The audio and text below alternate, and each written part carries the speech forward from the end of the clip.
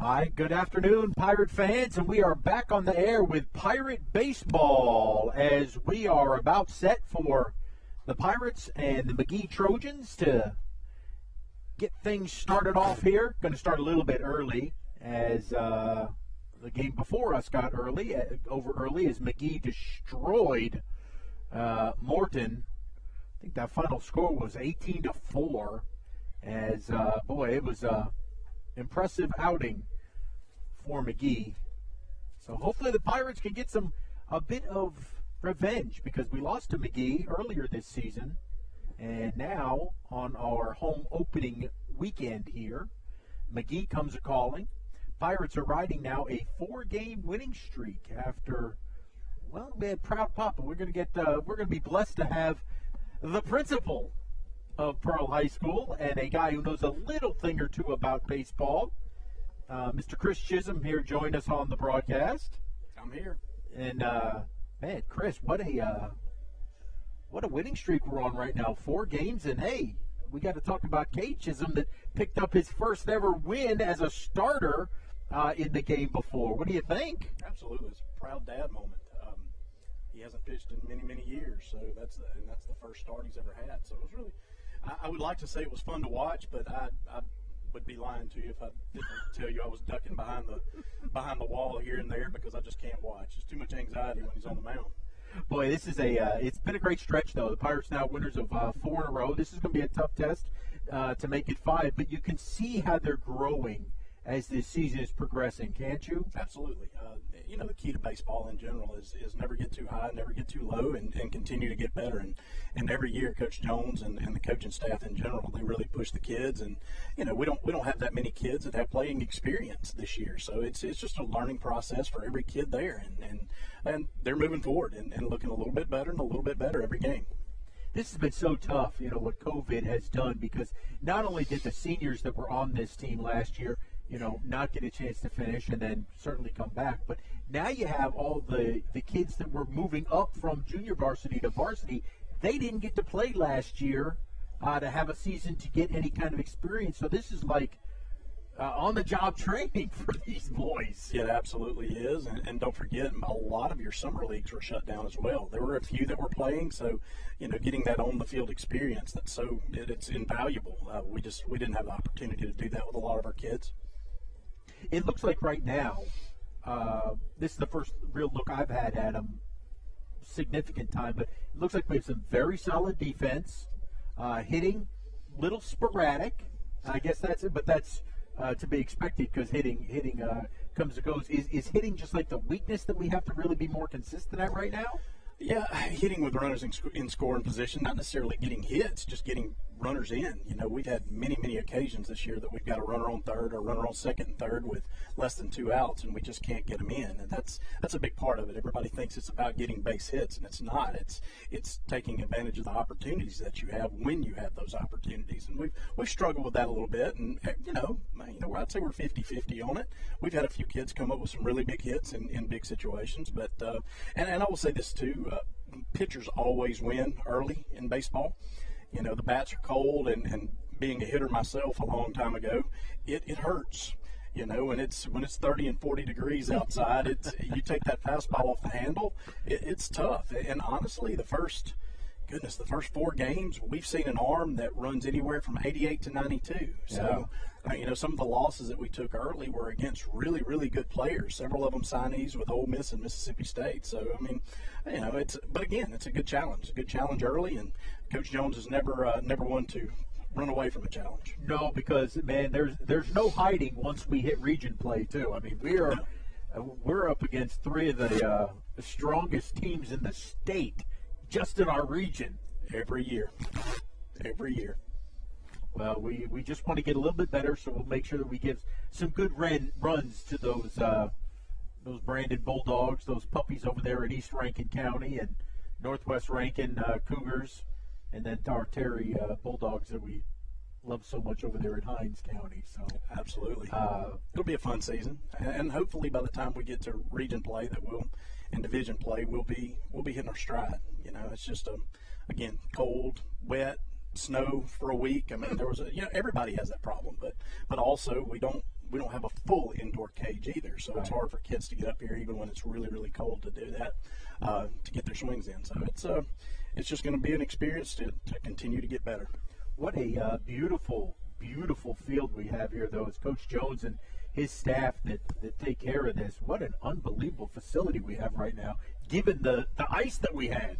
Oh, it's absolutely gorgeous. Look at the grass. And I would venture to say that there's not a field in the state that looks any better than the playing surface that we have here. Coach Jones does an absolutely amazing job, him and his staff. I mean, there's no such thing as a bad hop on this field. I mean, I would rival this, and I've played on many, many fields in my time. I would rival this against any college field that I've played on. But now, so the question is, why do you not make Jones do all the grounds here around the entire campus? If he can make this area look great, why is he not doing the whole shooting match? Well, believe it or not, we have started this process. We got some new landscaping on the front and the back of the school. Like you have seen, he didn't do the landscaping, but what he is going to do is the grass. So all the spraying, all the cutting, and all of that stuff, he's going to take care of that. We want the front.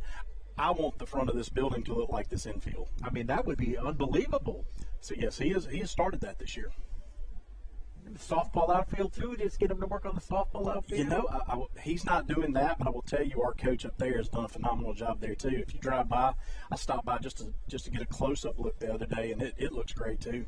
Well, we look forward to that. We're going to be doing a broadcast this Tuesday night, as it's a rivalry game, as Brandon and Pearl will play softball, so we'll be broadcasting that game while the boys over here, baseball, would be playing Florence right here at Pirate Park. So great night to kind of go back and forth if you're a Pirate fan, to check out how softball's doing against Brandon and see how baseball fares against Florence. This is just a fun time of year, is it not? It is.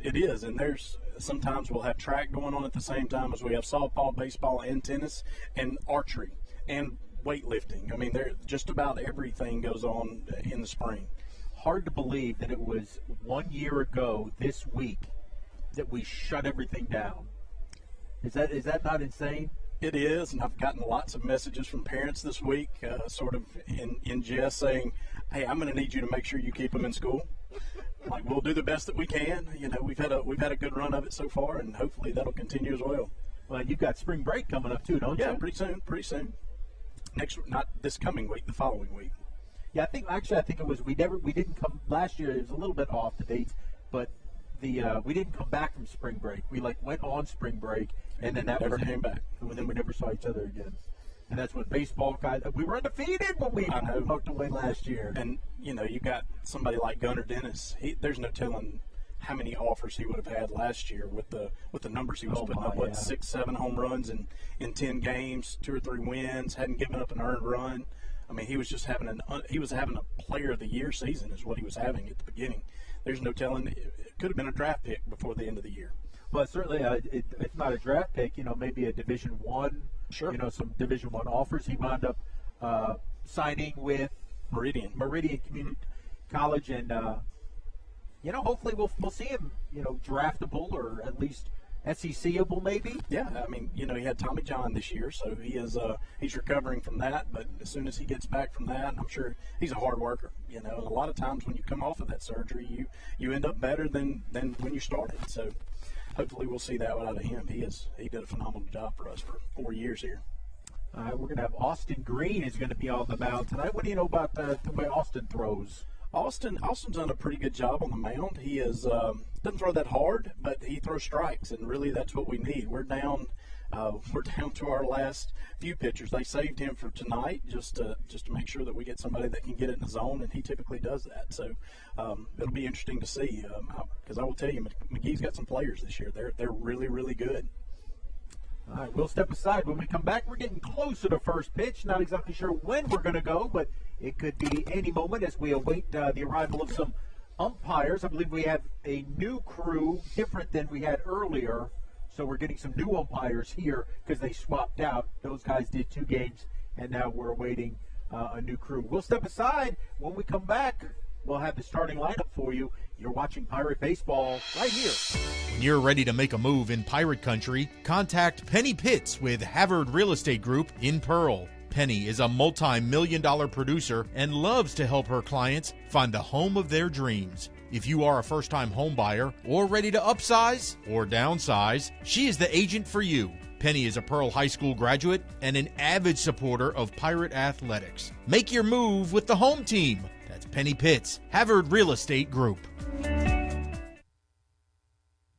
Come find your taste buds at the Lost Cajun. Chef Charles is cooking everything to order. Cajun classics like gumbo, jambalaya, and red beans and rice. Pick your po' boy, shrimp, oyster, roast beef, or maybe gator.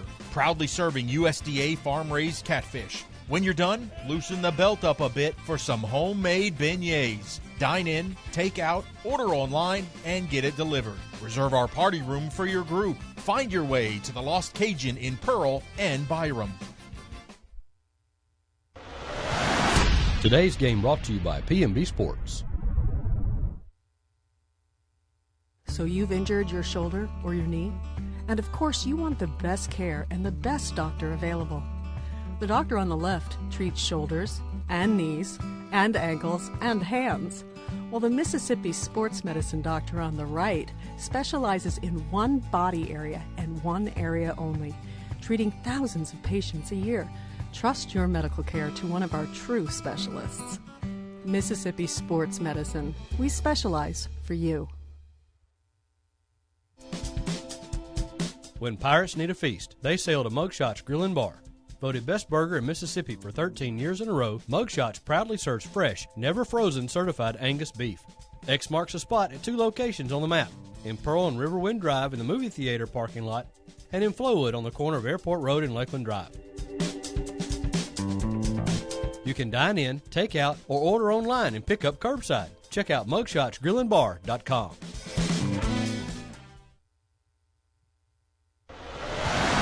Today's game brought to you by P&B Sports.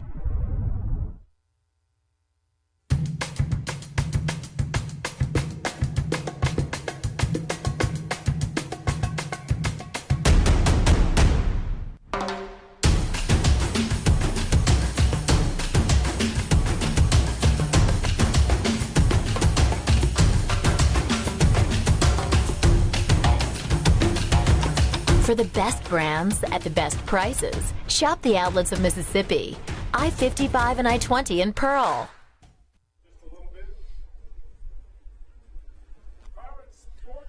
Hi, welcome back in here, Pirate fans, as we are going to be having the coaches meeting there at home plate as Coach Brian Jones presents his lineup, and it looks as such. Playing first base will be number 7, Dalton Neely. Playing shortstop, number 6, Andrew Arant. Batting third, and the pitcher will be Austin Green. Batting fourth and cleanup will be Conor Mchenry, who moves to catcher this game. Batting fifth will be, and playing third base will be Austin Arant. We're going to have the Arant brothers on the left side of the infield. If it gets hit left, I'm just going to say Arant's got it. Let's see. Batting sixth will be the left fielder, Cole Copley. Seventh, our designated hitter will be Griffin Dennis. Batting eighth, right field, is Brady Boykin. Batting ninth, our center fielder, number 1, Cade Chisholm. And not batting, but playing in the field will be second baseman, number 16, John Mark Grissom. And I believe we have completed our meeting at the plate, and we'll get set to introduce our players. Chris Chisholm, who do you look for do you want to see a good game out of today outside of Cade? Really, Austin Green's going to be the key today. You know, getting somebody that'll get out there and throw strikes and see if we can play some good defense behind him. I think that's going to be the key to the game today. Who do you want to see doing something good with the bat?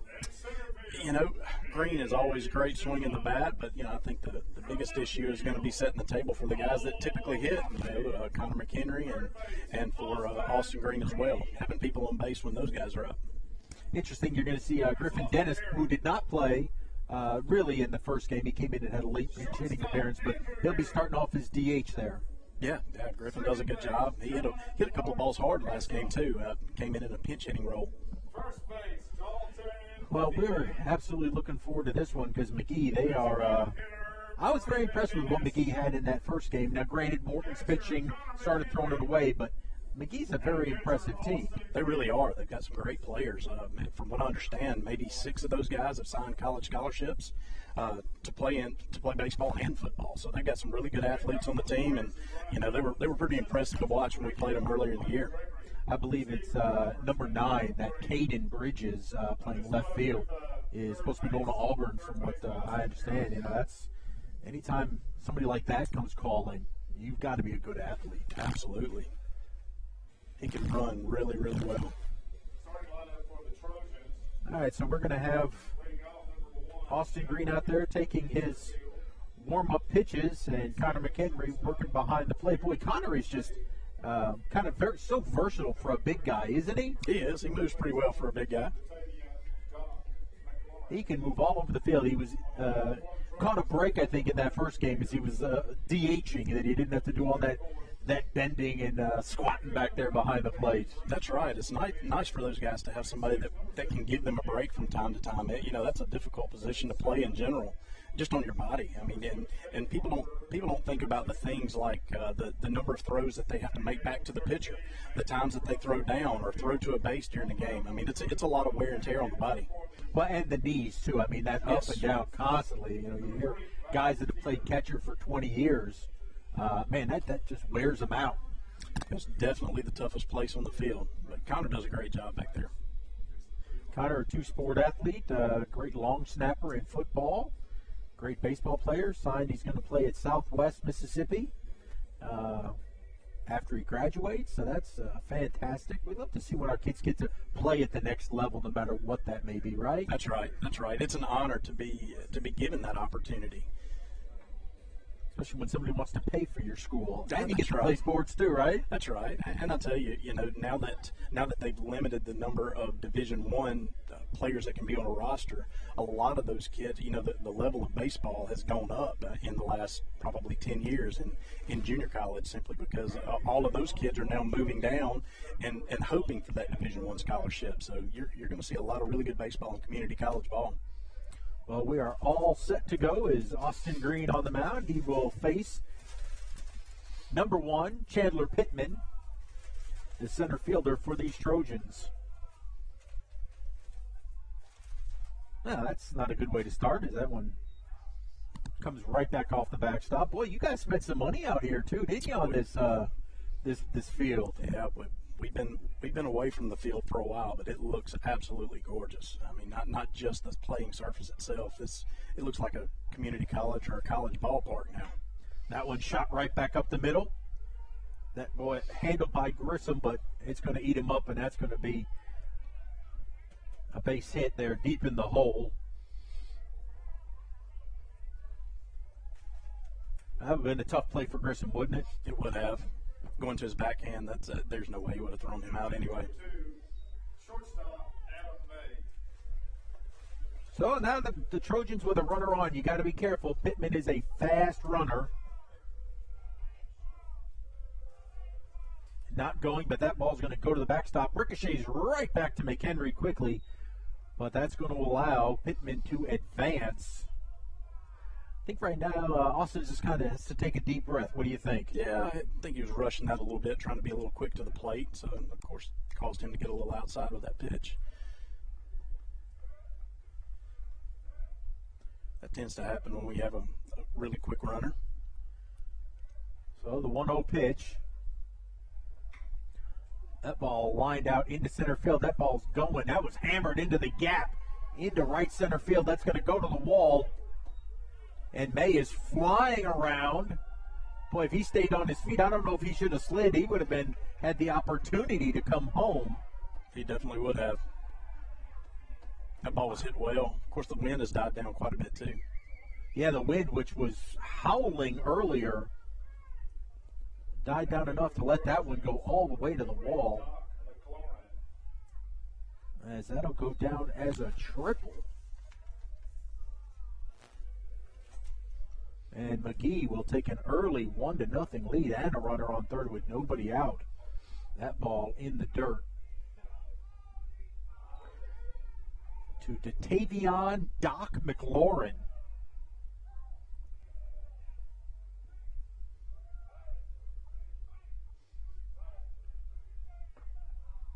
Well, I think that was the hardest hit ball we've seen in the 3 games now. It's the hardest one I've seen. Opposite field, too. And shot right to the gap.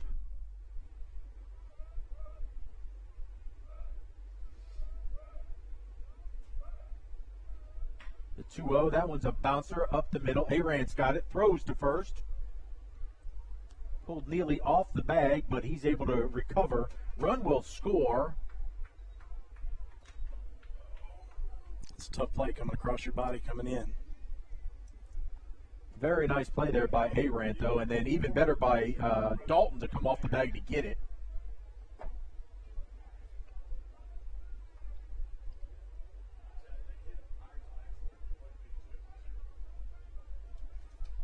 So you can clear the bases now. We can start all over. 1 out. Lead off breaking ball for a strike. First one of those I've seen.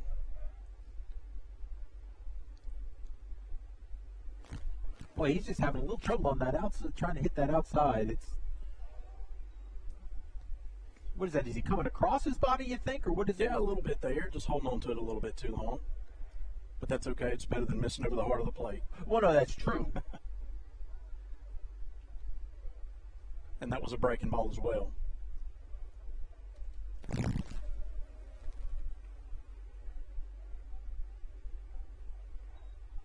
Hopefully Austin will just settle down now into the game.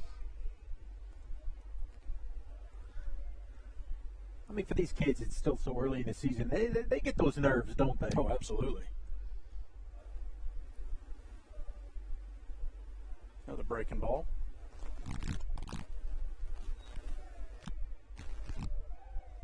Figure he's got to come back with a fastball here, just confidence-wise.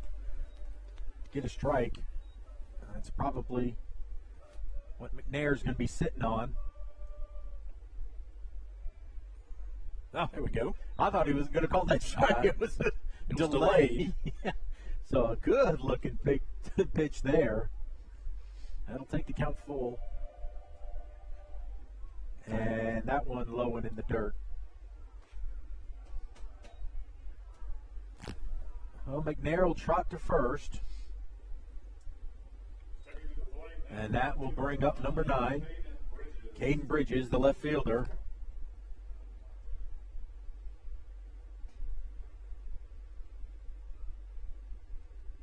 This young man, just a tremendous athlete. This is the one we're talking about that be going to Auburn next year.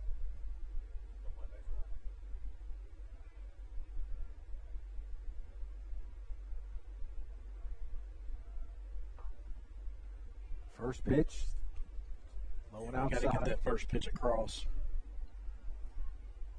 It's just a question of confidence for him, isn't it, if you get that first pitch as a strike? Yeah, and it's early in the game, too. You know, there's a difference between throwing in a bullpen and throwing on the real mound, too, and live. The 1-0 pitch. There we go. That one's in there.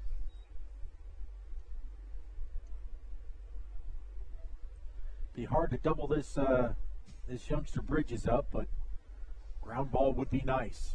Yeah, definitely got to make sure of one. Runner goes, and that'll be a easily stolen base.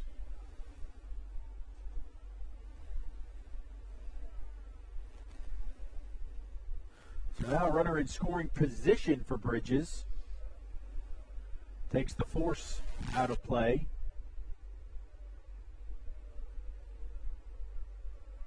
The 2-1 pitch.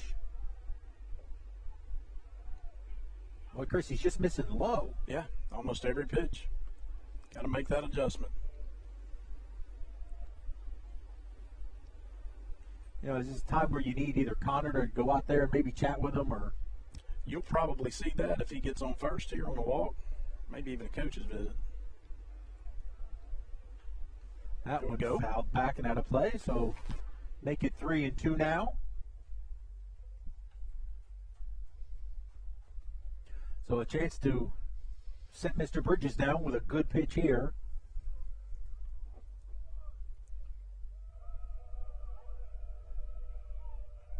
Austin comes set. the 3-2 pitch. Good swing and a Nice miss. pitch. Right there on the inner third. That's exactly what the doctor ordered right there. That's what we needed. Now we'll get a pinch runner. Pitch runner in at second base now, number 12, Anthony Barnes.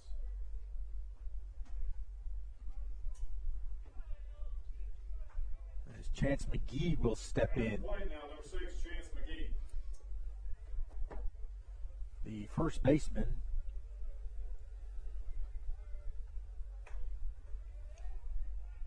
He's a good-looking young man. He is looks like a tight end in football.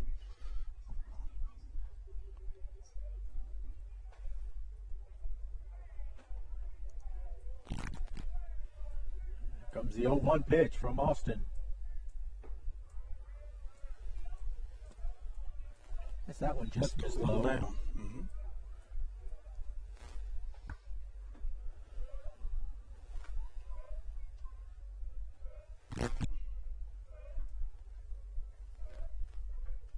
Green ready with his 1-1 pitch. That one fouled off the right side. Down the new fence, it's 1-2, and a chance now for Green to get out of this without any further damage done.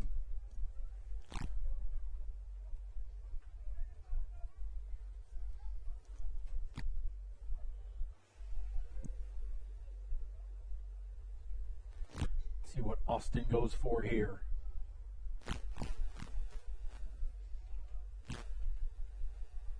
Good pitch. What a nice looking breaking ball right there. And strikes him out looking. So the damage minimal. Trojans get 2 runs on 2 hits. We play a half an inning. The Pearl Pool is a proud sponsor of Pirate football. Located in the heart of the city, 3500 Dawn Drive, the Pearl Pool offers everyone a safe, convenient place to swim and host parties. Affordable memberships are available, and walk-ups are always welcome. It's also a great place for Pirates to take swimming lessons before they hit the high seas. And when the temperature heats up, make plans to cool off at the Pearl Pool.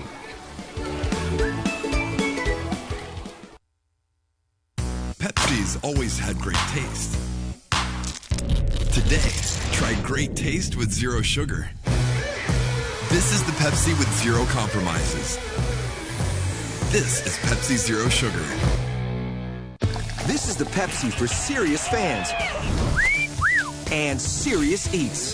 This is the Pepsi for Sundays at the ballpark and days off at your favorite pizza joint. Right, Aaron? Best slice in New York. Whatever you're craving, this is the Pepsi for you. At Raising Cane's, we are committed to safely serving you and your family the best tasting and highest quality chicken finger meals. This is very personal to me. I know how important it is to have a trusted, safe, and clean place to feed you and your loved ones. We will always go above and beyond all CDC guidelines, local government requirements, and industry standards. This is our promise to you. Cane's is open and we're here to serve you our hot, fresh chicken finger meals and drinks through drive-thru. Go to RaisinCanes.com for details or call your local Cane's. Thank you for your continued trust in us. One love.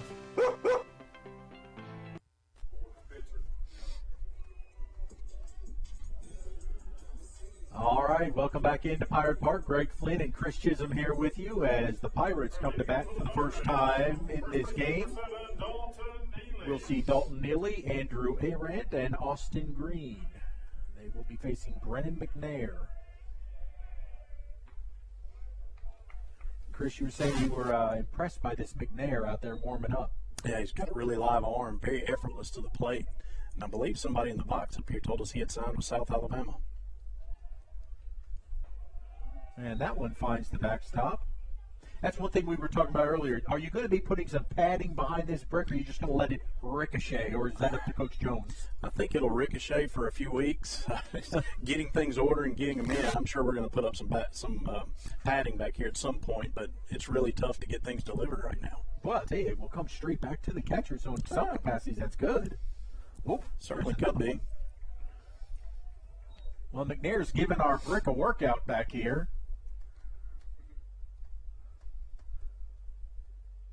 Going to cost us a fortune in baseballs. Increase the budget with the new bricks here on baseballs. No question. Here's a 2-1 pitch here to Neely. There's a swing and a miss. Not a very confident swing there. That was a breaking ball in a fastball count. I think that's why Neely was kind of confused. Way out front of that. On the 2-2. Tooley again dropped the ball. He'll have to throw down, and that completes it. He did a nice job with the confusing there of Dalton. Yes, he did. Sometimes young hitters really gear up in those fastball counts, and you get a changeup or a curveball in that count, causes some issues. Celebrating our shortstop to the place, Andrew Arant.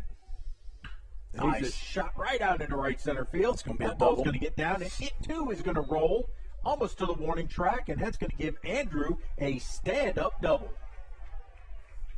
Really good job of the right fielder cutting that off before it got to the fence, or that would have been a triple. So that is a nice answer.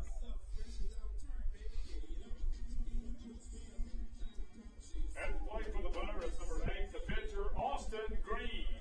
So now we'll have Green that can help his own cause and get something back here if he can bring Andrew home.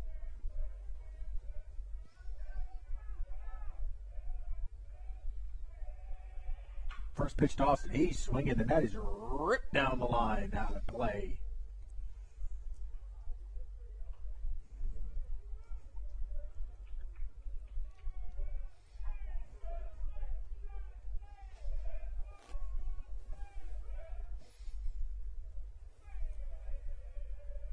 On the 0-1, that right down Main Street. So quickly in the hole, 0-2.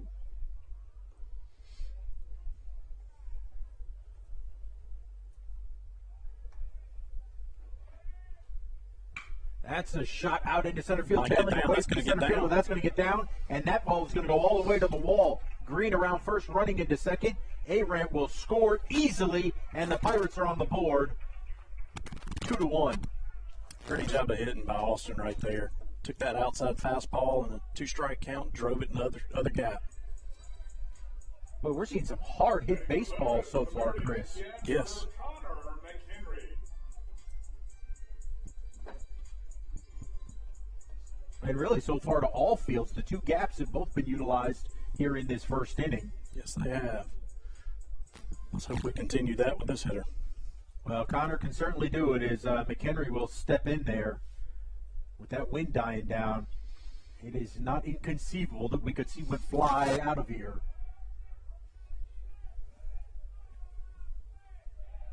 So Connor steps in. Looks like the wind has turned out to right. And Connor winds up going the other way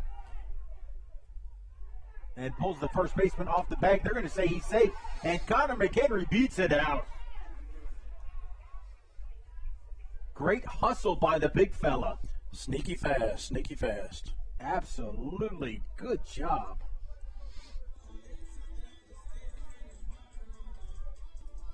Courtesy runner at the first base of the catcher, number 12, Tanner Moore. At the plate for the Pirates, third baseman, number 31, Austin Arant.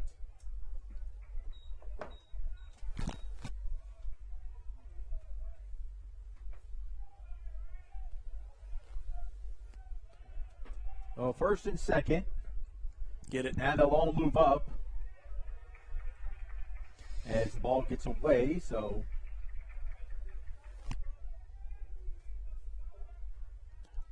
This is what I was telling you about earlier. We've got a chance to score. We don't need a base hit here. We just need a ball on the ground to get a run in, or a deep ball to get a run in from third. well, Austin has the count in his favor, 2-0. Nice hit to that right side would be nice here, wouldn't it? Just a little dribbler, maybe even out to second base. That There one it is. to the shortstop. It's going to get a run home. Exactly what you were talking about, Chris. Great job by Austin there, getting that run in. All it takes is a ground ball. That's a team swing, not a me swing. So Green will score.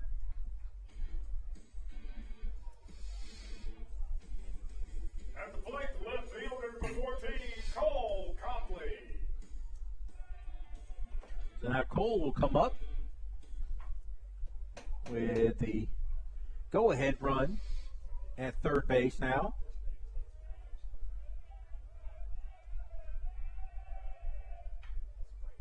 That ball just tapped back to the screen.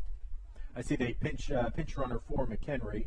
Let him go back and get the gear on. A little courtesy catcher runner. Who is that out there running for us? Tanner Moore. Tanner Moore in the game. Pinch running down there at third. Let's see if Cole can get him home. That ball outside. Got a lot of run on his fastball.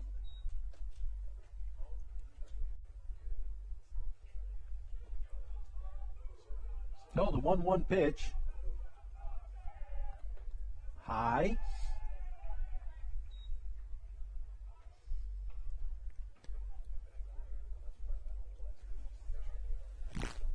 Well, just a great response from the Pirates after falling behind early in that first inning. Unfazed thus far.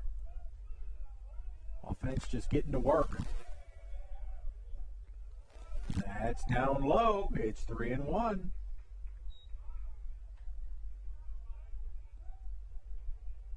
If Cole should reach, we'll see Griffin Dennis.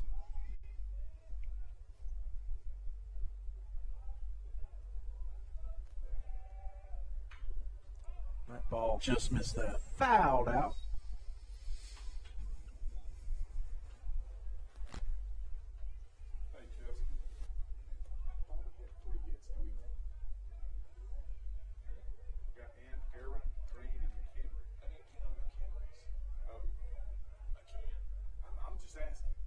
Nice job. And that's ball 4.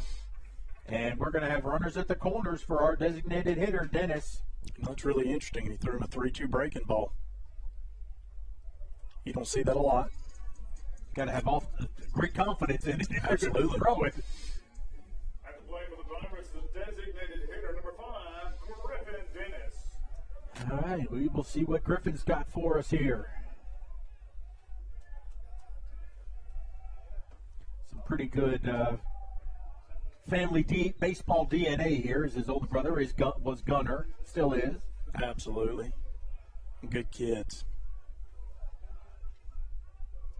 No, Griffin watch the first one go by for a ball. That one outside as well. It's 2-0.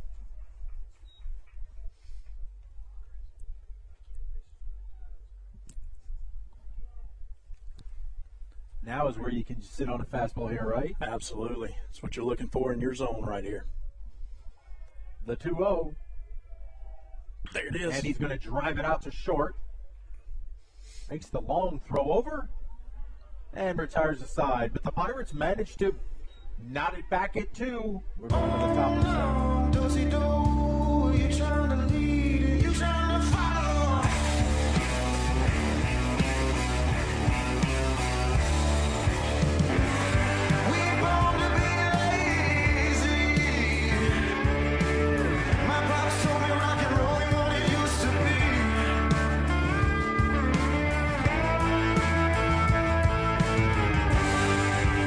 Renaissance Bank, understanding you. From loans and mobile banking to CDs and checking accounts, River Trust Federal Credit Union has you covered. That's why you owe it to yourself to take advantage of the tremendous opportunity to open a savings and checking account at River Trust Federal Credit Union. River Trust offers lower interest rates on loans and higher interest rates on savings. We can get you started on the road to financial well-being. Let us help you take charge of your financial future today. Log on to our website at rivertrustfcu.com. River Trust Federal Credit Union, improving the financial success of our members. Thank you for shopping at Mystery Savings Supermarket, where you never know what kind of deal you're going to get. Welcome to Mystery Savings Supermarket. That'll be $9. But she... Welcome to Mystery Savings Supermarket, where you never know what kind of deal you're going to get. You wouldn't put up with this at a supermarket. Don't put up with it when you buy a car. So come to Rogers Dab Chevrolet. It's easier here.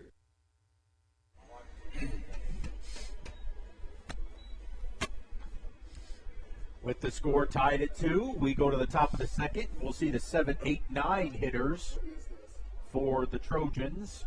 This is Caden Harper.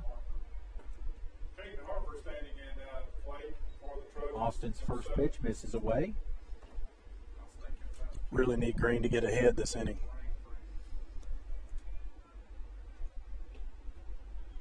That 2 in the dirt. Yeah, hopefully he's able to settle down, gain that confidence in getting out of that last frame. But quickly behind, 2-0. And that inside, 3-0.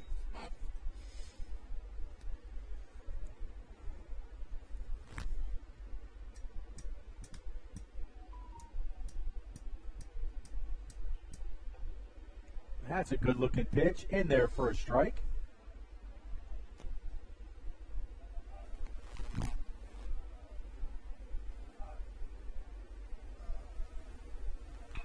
That ball, that's a fair ball over third base into left field.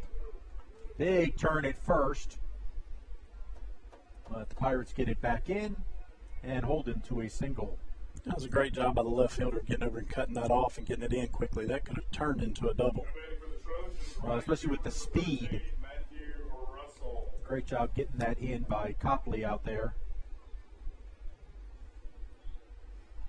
They'll bring up Matthew Russell, the right fielder.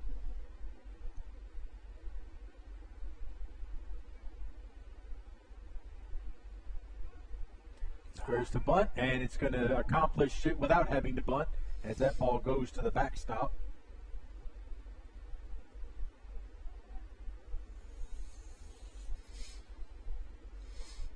Well, you hate that because now they can lay down the bunt and get him to third. Get him to third, absolutely.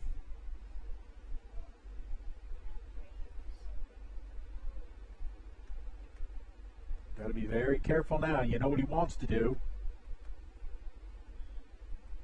Well, they take the bunt off, swing and a miss. All right, take that. Make them earn it.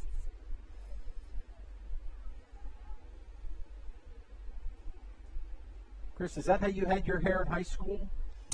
Mine was always short, almost non-existent. You didn't let it go that long, ever? No, never.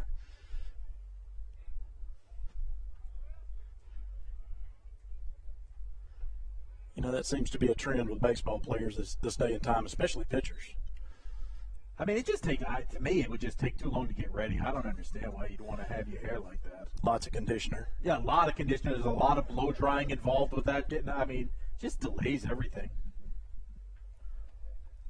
Austin with the 2-1 pitch. That should be in there for a strike. It is. We got to always wait a second because this umpire is not quick. That evens the count at 2 apiece.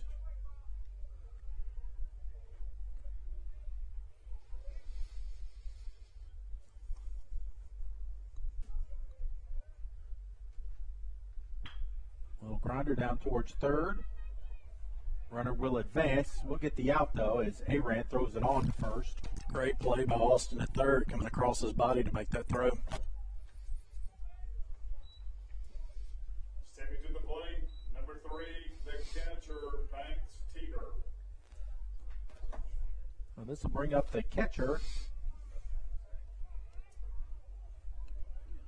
with a runner at third, Banks Teeter. Bringing the corners in. They'll shoot one out to short. That ball is caught. Nice job there by Andrew to make that catch and keep the runner right where he's at.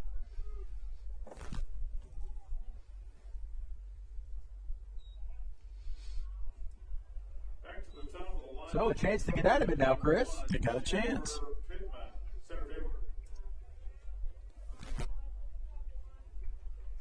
See if we can get ahead here. So back to the top of the lineup.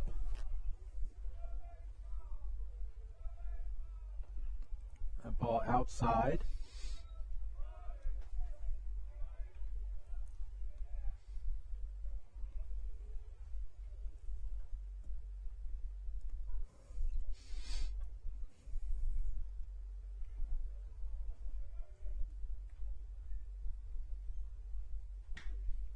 That ball popped up.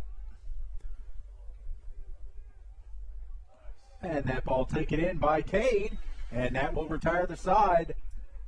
Trojans threatened, but Green gets out of it. We go to the bottom of the second. Today's game brought to you by P&B Sports.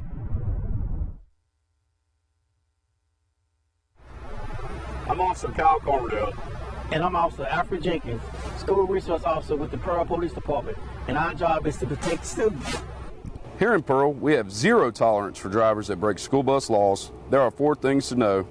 Stop at least 10 feet from the bus when it is loading or unloading. Don't move until kids have crossed the street to or from the bus. The flashing red lights are no longer activated. The stop sign on the side of the bus is retracted. When we get you, you get a ticket up to $750, up to a year in jail, or both. Please pay attention so every student can get to school and home safely. Public service has always had a very special place in my heart, and to be able to do it and be a first responder as a reserve, when you're not getting paid, that's just one of the most selfless acts you can do. I think we all have a responsibility to our towns and our communities. Well, for me, it's simple. I mean, when you say local, that's what's most important to me. Our citizens inside this county, we all care for each other, and we do everything we can to help everybody out. I am Shane Fletcher with Farm Bureau, and we are the home team.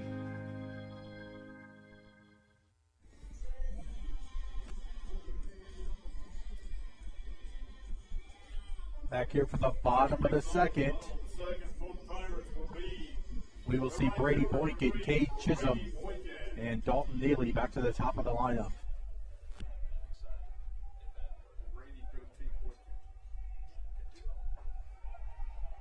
That one off of the bricks as well, right back out to the pitcher. It's an outstanding. It's like bowling. I mean, if we could set that up for bowling, you get it right back. We're bowling for dollars out there at the baseball field. That ball in there for a strike. And it's so funny, you'll see these high school pitchers that a ball will hit the backstop or hit something. They'll want a new ball because it's got a scuff on it. Whereas every college player and every pro player in America is wanting a scuff on the ball. Yeah. Why is it just because they think that's like, oh, I need a new ball? Maybe so. I don't know.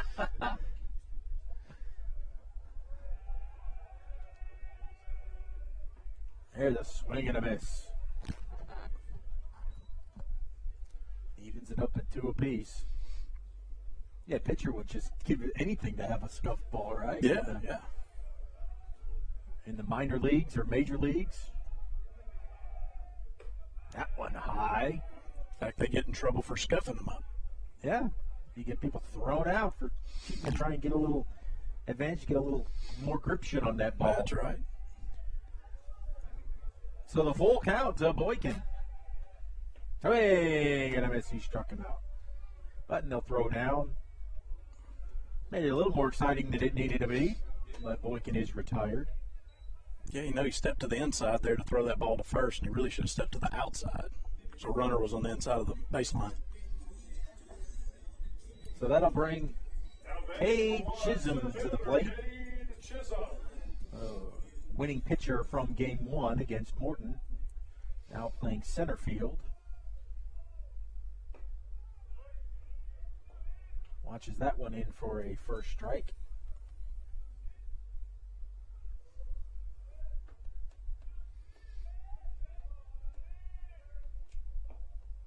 Swing and a miss.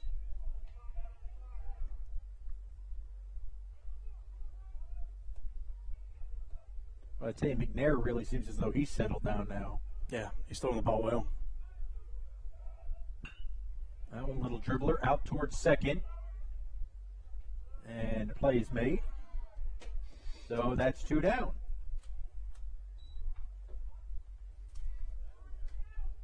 So back to the top of the order to see Dalton Neely.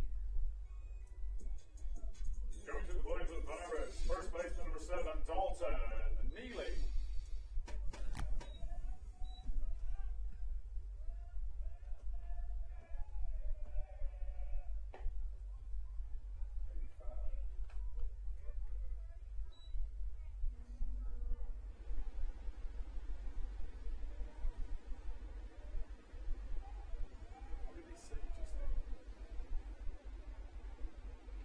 Obviously, the coach didn't call that. He looks a little agitated as he's moving out to the mound.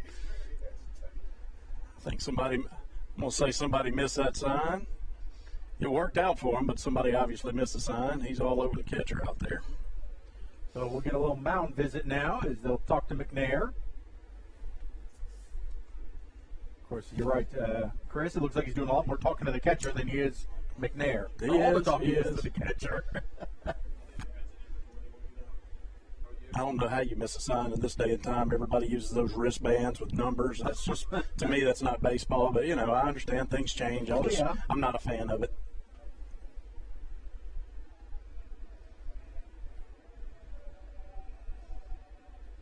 Swing and a miss by Neely.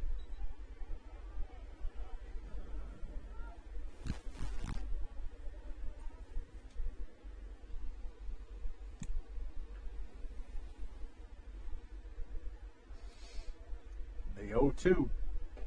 Another swing and a miss. Well, that'll do it for the second. 3 up, 3 down. And we are tied at 2. Come smile with Sky. Sky Family Dental of Pearl provides complete dental care for the entire family. Oral exams, cleanings, dentures, implants. Most insurance is accepted and financing is available. Call now to schedule your appointment. Come smile with Sky.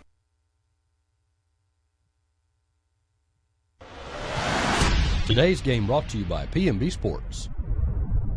The Exchange is a church that is for Pearl. The Exchange exists to make the love of God visible and tangible to our city. Whether it's gifts and prayers for our teachers and students, acts of service for those in need, family-friendly activities for our city, Thanksgiving meals for families, encouragement for the next generation, or hope when people need it most, the Exchange is for Pearl. And the Exchange is here for you. Find a place to belong, grow, and serve by visiting us online at theexchange.cc. It starts out as one of those things you're going to do one of these days. A new town, a new adventure. When one day becomes today, we'll be there to help you write the next chapter in the book of you, with options to make your banking fit your life, no matter how much of an adventure your life may be. Trustmark. People you trust. Advice that works.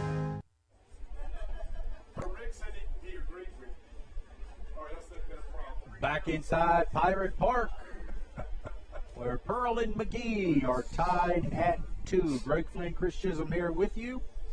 Mr. Frank Hutton on the camera. Carol Davis working the broadcast out here with us. And Mr. Josh Andy back at the studio, bringing you the sights and sounds of the home opening weekend for the Pirates.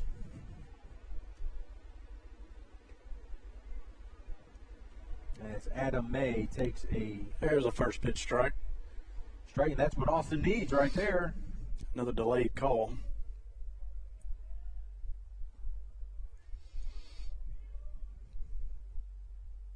And that ball in the dirt low.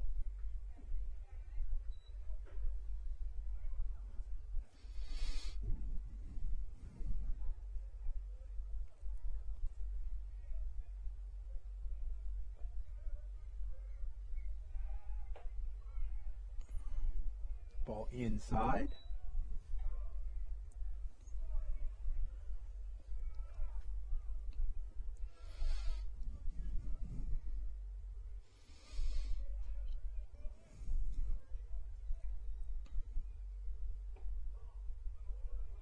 Well, there you go. There we go. Well, you gotta wait.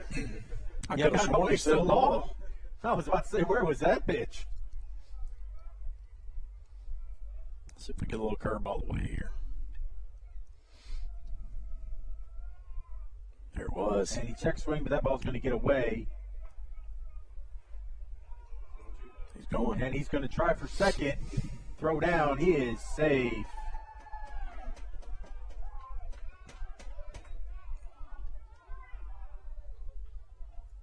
And McHenry looking walk back here a little gingerly.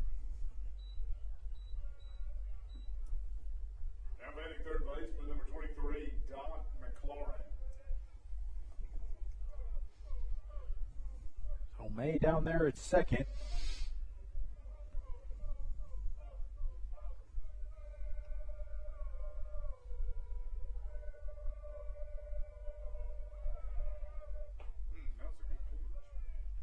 In there for a strike. It's like watching him on the internet. There's a delay.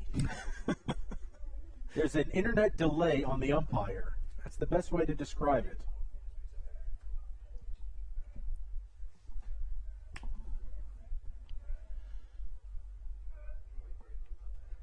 Here comes an 0-1 pitch. Little dribbler out towards first. Neely gets it, throws on. Good cover there by Green. No, he dropped the ball. But they're going to say the out, and it's when he was transferring it. It's a really good pitch right there. Got in on his hands. Well, that was good cover there by Austin getting over. And then they say that he lost it on the transfer. So the out counts. Runner now at third. We're walking them in. Check swing by McNair. That is a strike.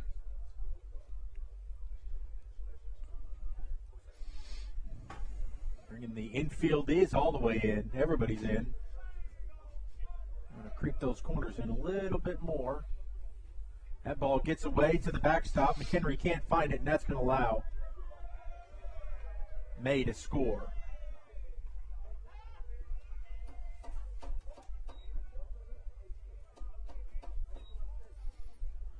So the wildness catches you there. You know, you just hate to see those because that's just those unearns. That's right. That's right. So 1 out, bases are clear with a 1-1 count.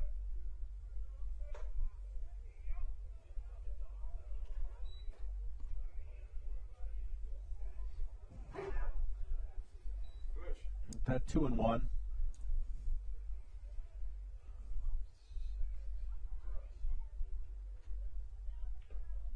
Swing and a foul.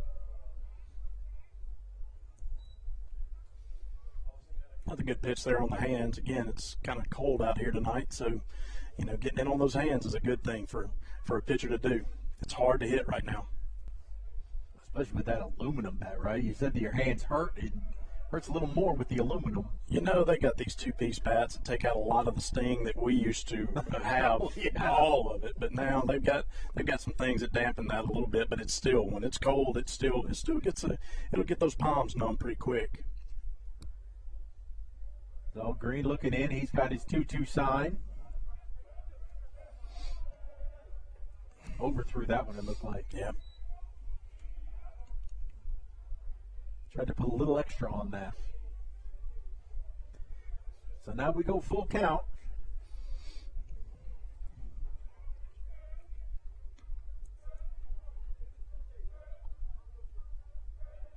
McNair, big swing and a miss. Great execution and a good pitch call by one of our coaches there with a 3-2 breaking ball. Again, that's one of those you got to be confident that he can throw it on a must-have.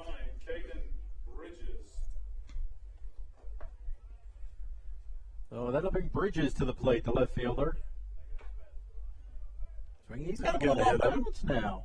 Yeah, got ahead of him that time. That's good.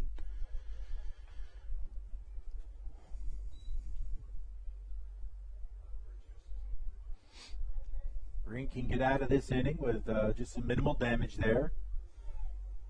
Trojans have plated a run. That one nowhere near.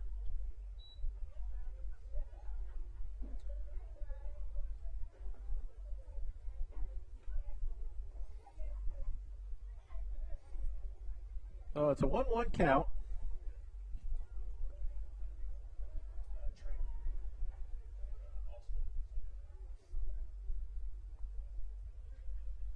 Like to keep this young man off the base paths because he is speedy. Yeah, a lot of the guys in their lineup can really, really run.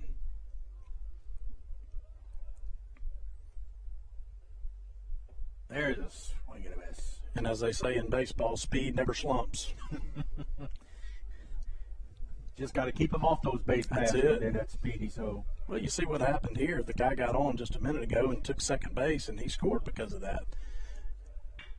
You know, right here would have been a third out of an inning if he hadn't made it to second. That little dribbler out to second base, and John Mark Grissom makes the play. And that ends the inning. So Trojans retake the lead.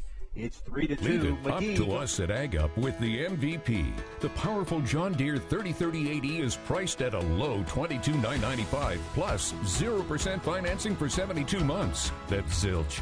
Zip. 0% for 72 months. Plus, add attachments to get the job done and save 20% off 3. Now is the time to come in to get the job done with the MVP at Mississippi Arkansas Ag. Visit us at any of our 16 locations or online at agup.com. Think of the Pearl Pirates and one word comes to mind: pride. The pride they take in their efforts, the pride our community feels in their achievement. We're all Pirate boosters, and that's especially true at Bank of Yazoo. Proud not only to be a partner in education with Pearl High School, but also to serve the Pearl community with great financial options. So when you're ready to boost your spirits, come feel the pride with the Pirates. And when you're ready to boost your bottom line, come down to Bank of Yazoo. Bank of Yazoo, proud to be your booster for life. Member FDIC. Today's game brought to you by P&B Sports. Ever wonder where the capital A in Chick-fil-A came from? It started with grade A, top quality chicken. But we believed everything, not just the food, should be grade A. A is for all the little things we do to bring you our best every day. The A in Chick-fil-A means a loving, caring team. We're all very supportive of each other. It goes beyond being a team. It's like a family, you know? I definitely can't imagine working anywhere but Chick-fil-A ever, especially right now. The play for the Pirates. Shortstop, number 6, Andrew Aaron. Austin Aran. Well, Andrew, I'm sorry. I keep confusing the brothers. They do this on purpose. First pitch. There's your delayed strike. Andrew doubled last time, hit a ball really hard in the gap.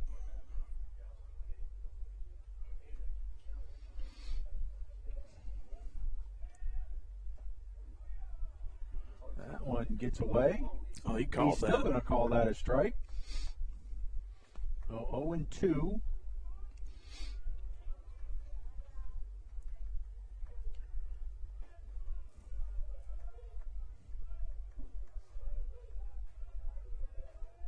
That one way outside.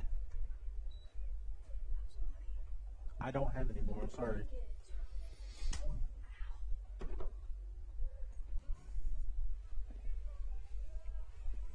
Ready with the 1-2 pitch. Swing and a miss. He got him.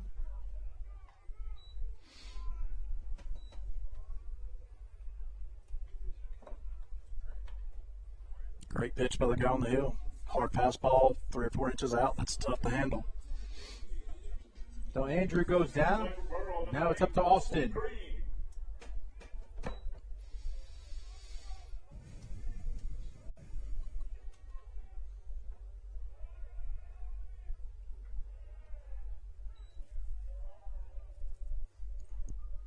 First pitch, a ball. See if we can't get some base runners on here. Oh, ooh. Darn near hit him. How did that not hit him, Chris? I have no idea. The law of physics there said that had to have hit something. It sure looked like it was going to. Somehow that went right by to the backstop behind him. 2-0. Fisted out towards shortstop. Up, over, and they're going to say good play. Bang, bang over there. It's a great save by their first baseman.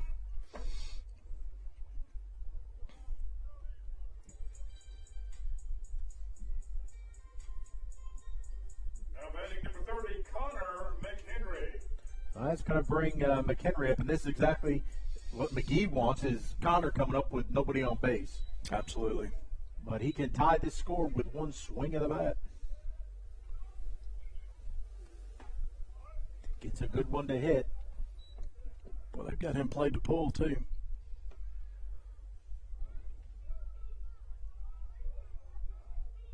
A lot of room out there in that left center field if he can go that way.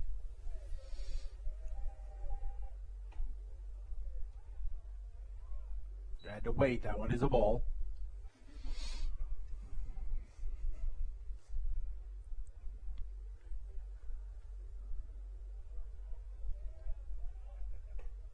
1 pitch. That is high.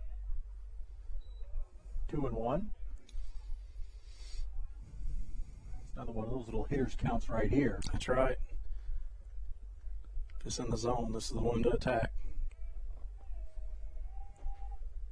He comes with a breaking ball. Stayed outside. Ball 3. Great take by Conor right there. You saw that catcher set up on the inside and then hopped outside. I don't know if that was a mix-up. 3-1. That's a nice walk for Conor. Very patient there. Very much so. A lot of young hitters want to jump out at that 2-1 or 3-1 fastball automatically. He did a good job of laying off 2 pitches that were away. So Tanner Moore will run for Conor. Still going to get the catcher gear back on. So now we'll see Austin Arand come in.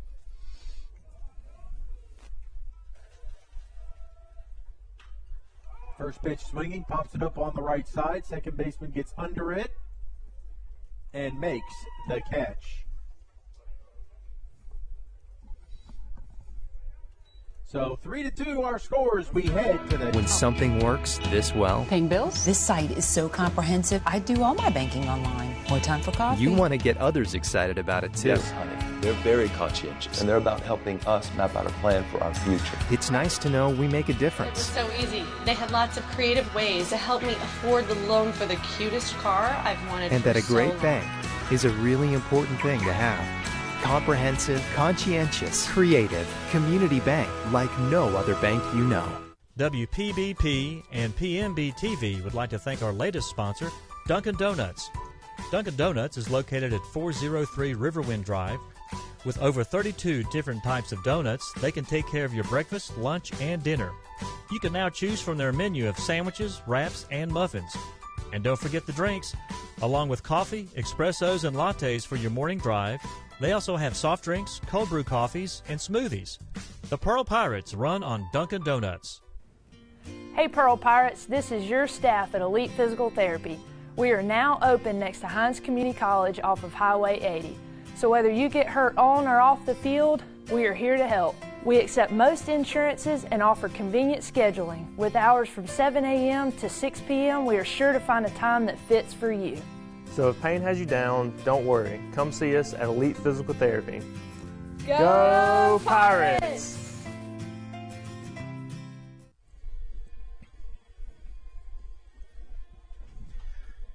We go to the top of the 4th here at Pirate Park. McGee leading Pearl 3-2. Austin Green on the hill. And Chris, it's not that Austin has pitched poorly. It's just that the wildness has come at inopportune times with runners in scoring position. Yeah, that's right, and also not getting ahead of hitters. That's the big thing in baseball. You know that the hitters' averages change dramatically in a 1-0 count versus an 0-1 count. You know, getting ahead of hitters is super important, and hadn't done a good job of that. But he's battled, and that's maybe he'll settle in and get things going. Right, there we go, perfect. Ground ball out towards short. Long throw, not gonna make it. Little bobble at short there cost him. But the good news is that was in the zone, and that's what we're looking for on the first pitch.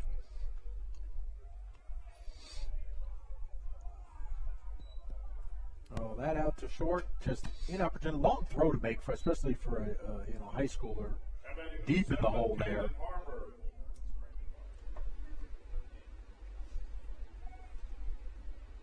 Quick throw over, he's back.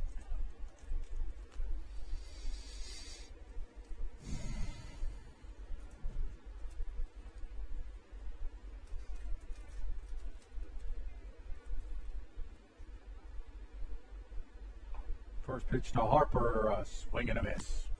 Really nice job of getting ahead right there.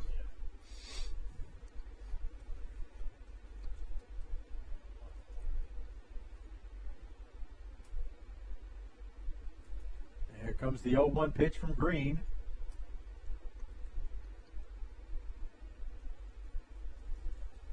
Outside, and runner's going to be able to take second. Not a lot Conor could do with that ball.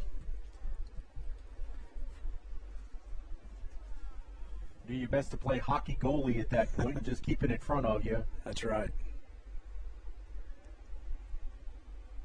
So runner in scoring position now. Harper with a 1-1 count. Checked his swing. Yeah, he went around for sure.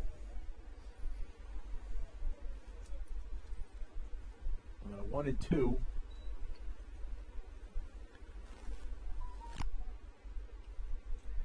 See if we can't ring Harper up here.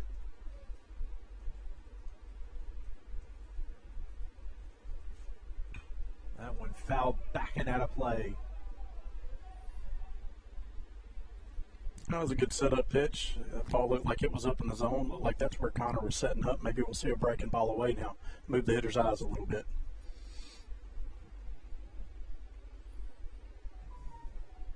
Waiting on deck, the right fielder, Russell.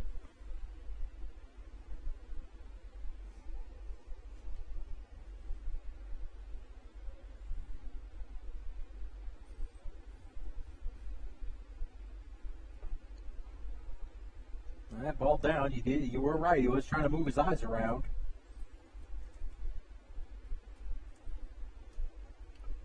So 2-2 now.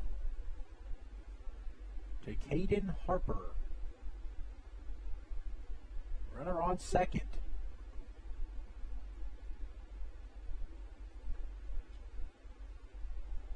Inside, that ball gets away from Conor. Yeah, that was the breaking ball we were talking about. That ball broke 58 feet. Bounced and went to the backstop. Will allow the runner to advance and take the count full to 3-2.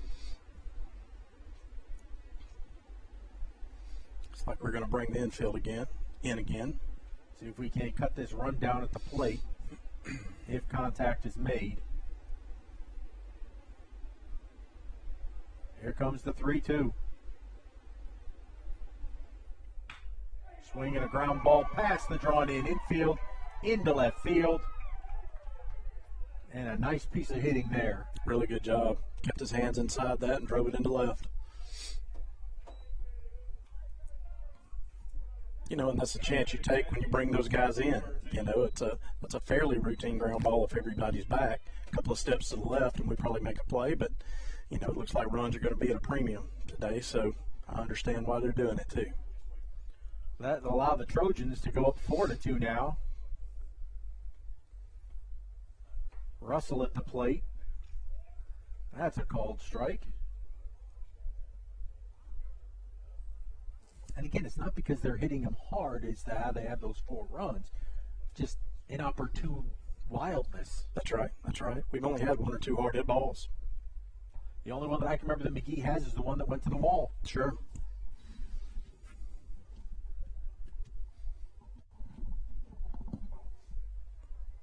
Russell with a 1-1 count. Nobody out here in the top of the 4th. Throw over, he's back.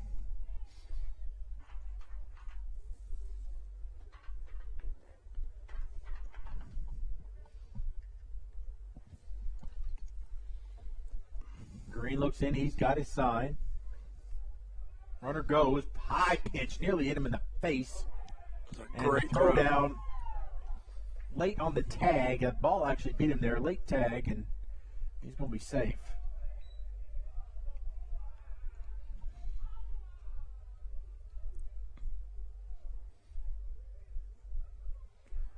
So a 2-1 count now. Runner back in scoring position.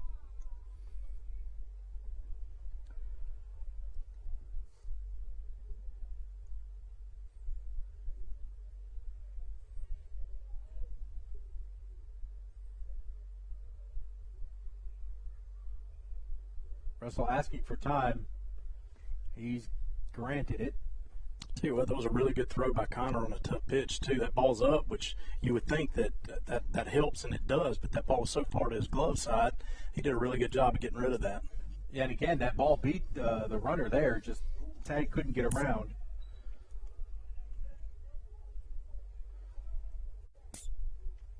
I'm going to say he checked that swing for a strike. So 2-2 now.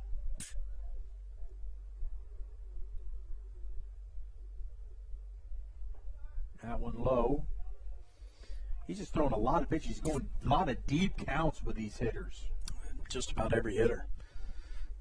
That is 66th pitch of the game.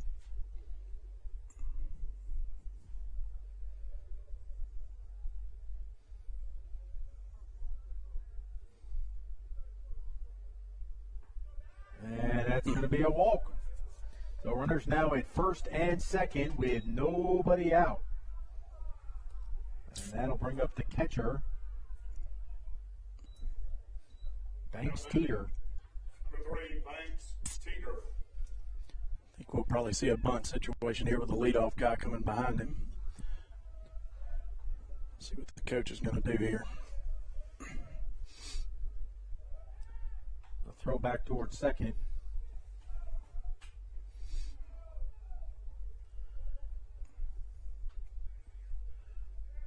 Well, we don't seem to be anticipating it. It sure doesn't seem like it. We got our first baseman playing back right now. A-Rant playing even with the bag.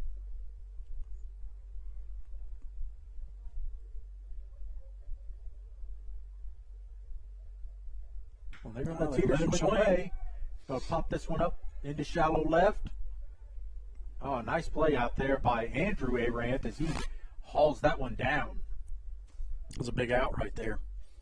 Kept him at first and second as well. Double play still in order. That was fantastic and a tough play, though. We're in a weird twilight time right now, so great job there by Andrew. Trojans, number 1, center fielder Chandler Pittman batting.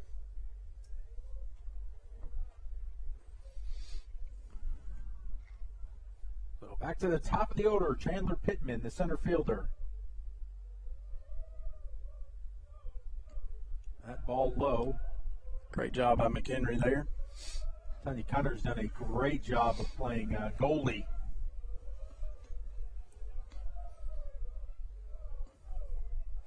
So important to keep a force out in play here.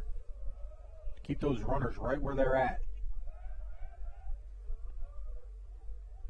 Here comes the 1-0. Throw over to first.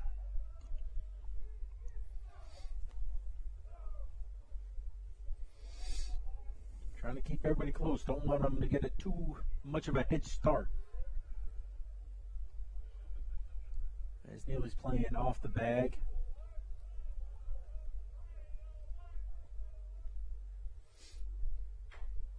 That one bounced right in front of the plate and will be foul.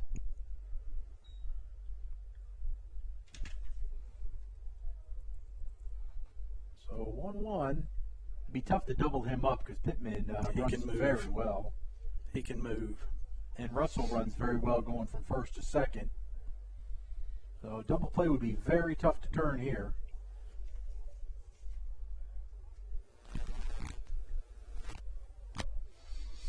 Austin checks the sign. He's got it. And his 1-1 pitch.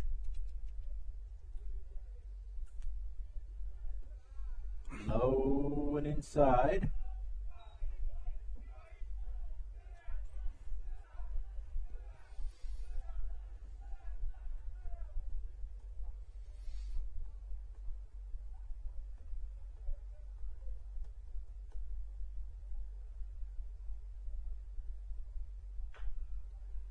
Little chopper down there. That would be the ideal spot. Just chop it down there to Austin, let him step on third. He'd have to chop it a little harder than that, though. Big pitch right here, 2-2. See if we can get him to wade through one. A cat and mouse game. Hopefully Austin can get him set up to set him down.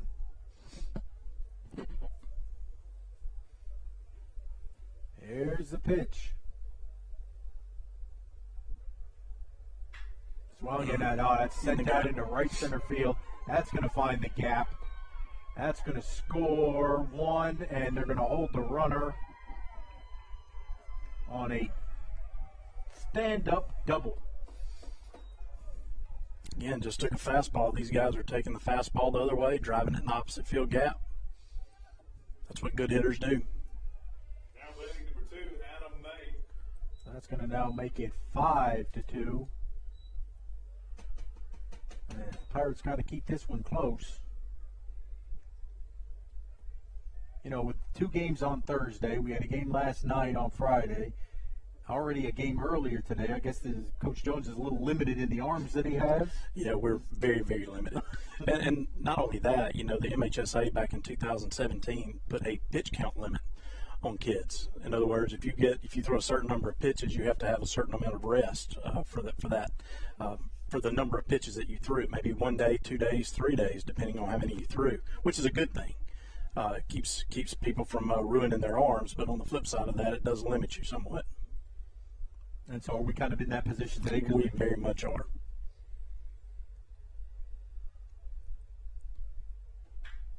There's a little number out into right. That ball's going to be caught. Runner will tag, and that will be a sacrifice fly as the run gets home.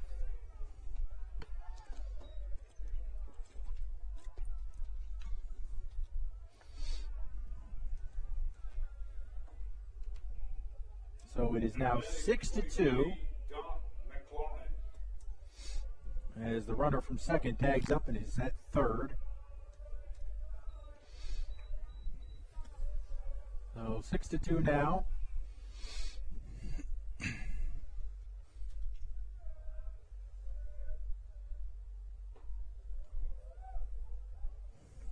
That ball in there for a strike.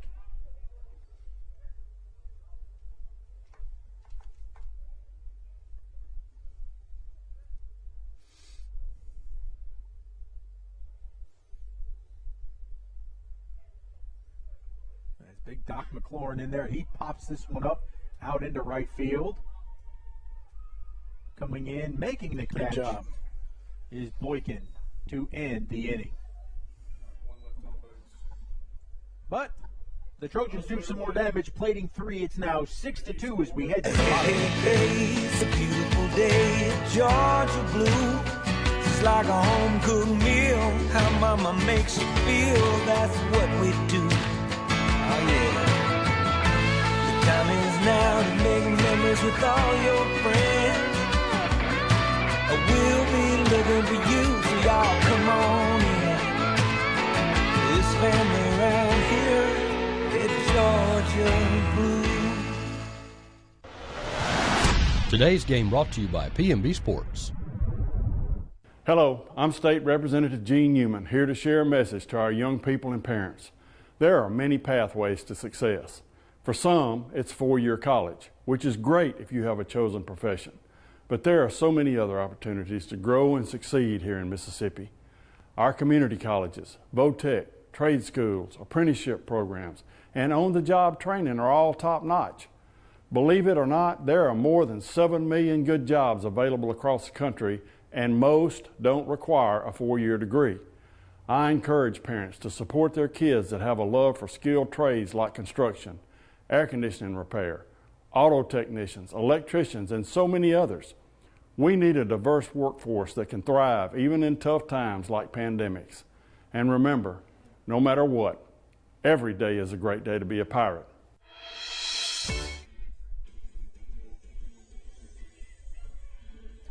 So Cole Copley will lead things off here in the bottom of the 4th. We'll see Copley, Dennis, and Boykin. First pitch swinging straight up on the infield. Third base wants it. Third base got it. He made that more interesting than I thought he was going to. Well, again, that wind is now almost non-existent. Boy, it would have been, I don't know if he'd have caught that earlier today. Really high sky right now, too. It's just at that twilight time. That'll bring up Griffin Dennis.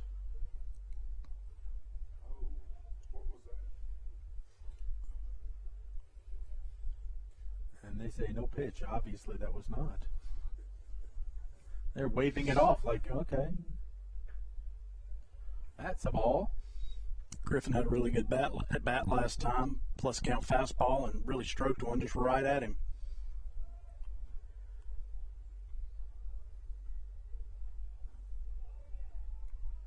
The 1-0. Oh, hit him. And that plunked him. And Glad that didn't get called a strike, which is what we got the other night when he got hit by a pitch. Oh, is that right? They called it a strike and called him out, yeah. You know, the rule is wherever the pitch is. If you lean over the plate at all, if it's a ball, it's a ball. If it's a strike, it's a strike. In that case, Griffin was just standing there with his elbow up. The ball hit him, and he said, no, you didn't try to get out of the way, and they called him out for the third strike. Was that at Meridian? Yeah. Well, we know about that Meridian officiating in all sports. I mean, they play by a different set of rules over there on the east side of the state. We have definitely seen some interesting calls the last several games, just in general. Well, Brady Boykin will step in now and try and get something going here. Is Dennis? They're playing a little cat and mouse over there at first.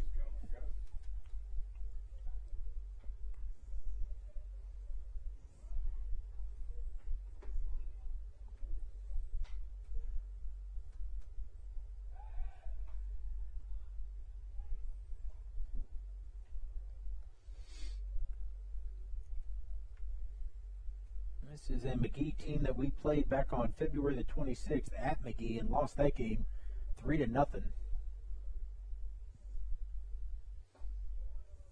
If I remember right, I think Dalton Neely pitched that game through really well for several innings. Well, you've already exceeded our run total from that one, so we're getting to True enough. McGee pitching a little bit.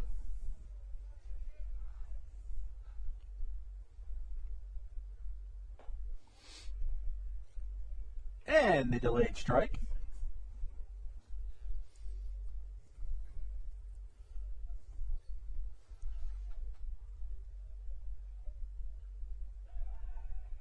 I've heard of the delay where you got to watch commentators and what they say, but not for balls and strikes, a 5-second delay.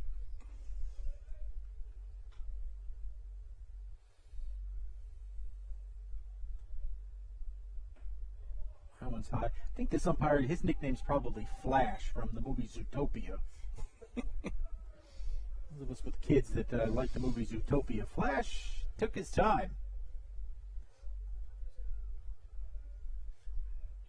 Nick. The 3-1 pitch. That's high. Oh. That's going to walk. That doesn't matter. Doesn't matter. So now we got 2 on. We've got something cooking. And here comes Mr. Chisholm. Number 1, Chisholm.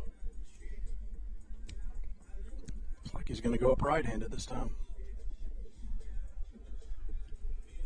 The switch hitting center fielder. A big hole on the right side for him. Well, they're anticipating bunt. Is he bunt better from the right side? That's a great question, one I can't answer. I guess we'll find out in a moment. He squared and showed bunt anyway. Yeah, definitely not going to bunt if you're lunging at it, though. You know, just catch the ball with the bat. That's all we're trying to do is deaden it.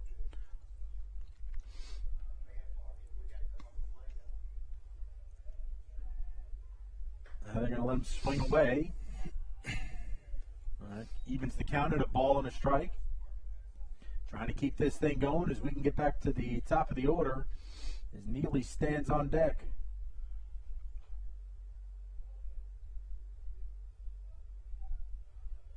The 1-1 to Chisholm. There's a swing down towards third. Short hop by the third baseman. That's going to be his only play as Chisholm too speedy to get down the line. And we still got 2 on with now 2 out.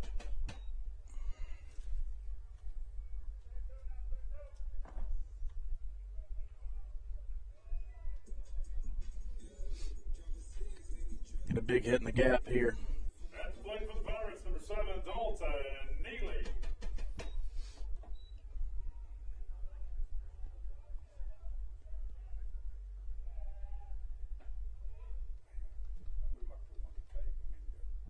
There's that delayed strike call on first pitch breaking ball.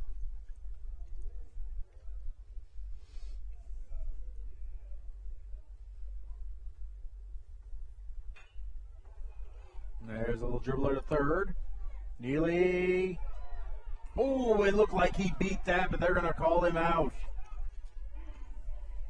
That's how we will end the fourth. Top of the fifth we go.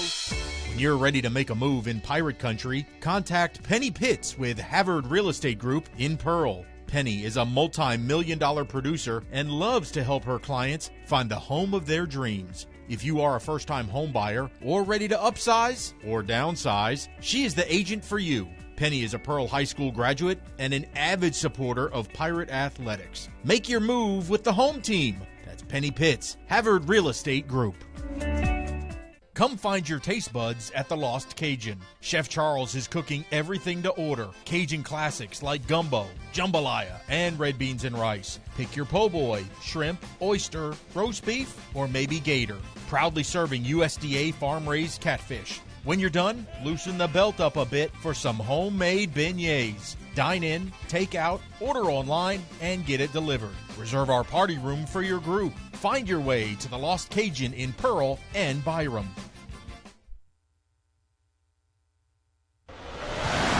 Today's game brought to you by PMB Sports. Catches the ball, and the umpire runs from over here all the way across the field, looking to see if his foot's on the bag. If I'm lying, I'm dying.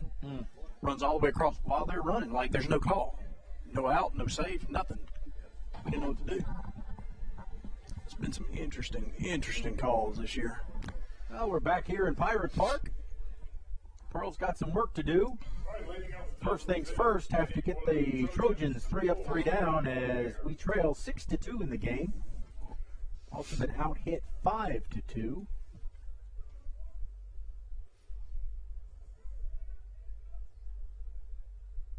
Austin Green still on the hill. And that's a shot right back into center field by Brennan McNair, the pitcher. Again, really good piece of hitting. Hands inside, drove it right back up the box. Next up from McGee, number 9, Caden Bridges. This will bring number 9, the left fielder, Bridges up.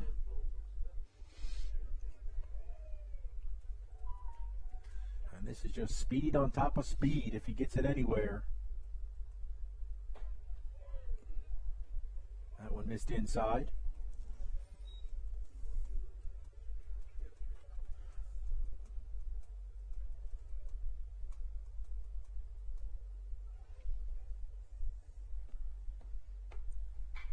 That one a shot foul down the left field line.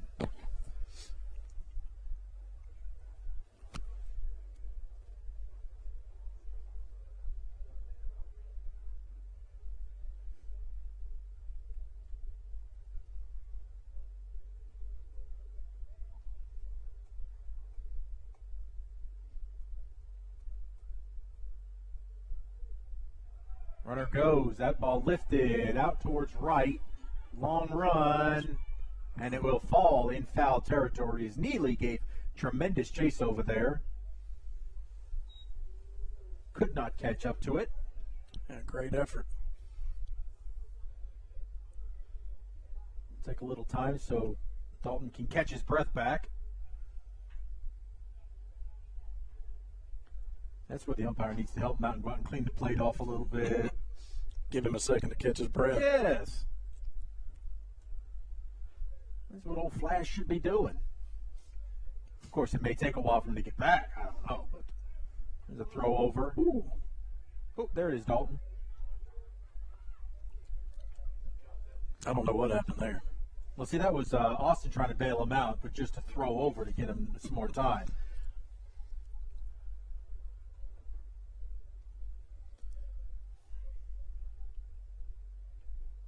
So the 1-2 on its way to Caden Bridges.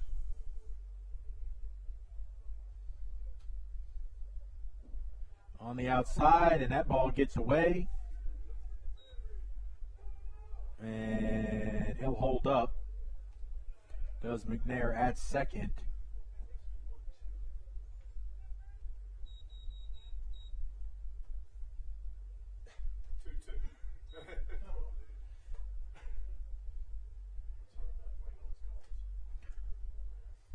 2-2 now, runner in scoring position with nobody out. That's been a consistent theme. Just about every inning with guys that can really run.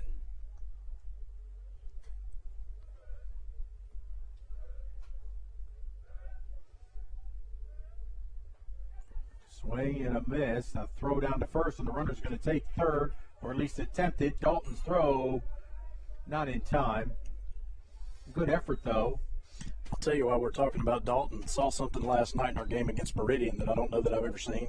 2 double plays by an outfielder. 2 balls hit to Dalton in the left. He doubled up a runner that got too far off first, but all the way from the left and doubled him up. And then also the next inning, doubled another guy up at second base. Outstanding. You don't see that every day. No. Dalton's got a good, strong arm. He made that play pretty close over there at third, despite the speed of McNair. That one low and outside. But see, that's the thing. Here they are with a runner at third with 1 out, and they make such good contact. And all it takes is a weak ground ball that sneaks through now. Infield in once again. That pitch inside. 2-0.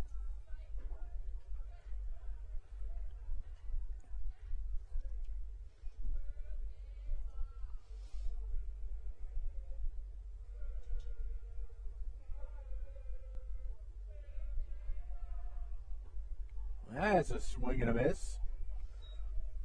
How about 2 more of those? I think he was guessing at that one. Again, 2-0 fastball. Not really in the zone, but taking a hack at it.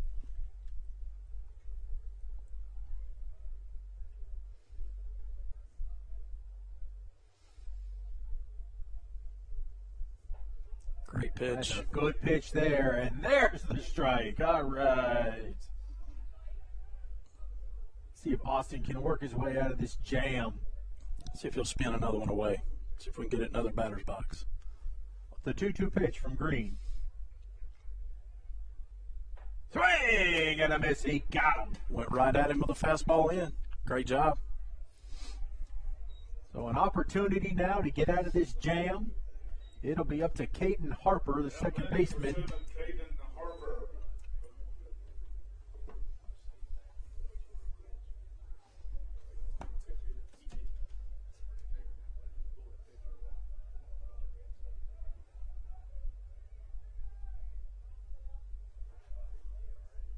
Nope, that one to the backstop, but it goes right off the brick, and he's going to be out because the ball beat him there. I think he was safe, but the ball beat him there, and so we're going to take the call. Flash, thank you.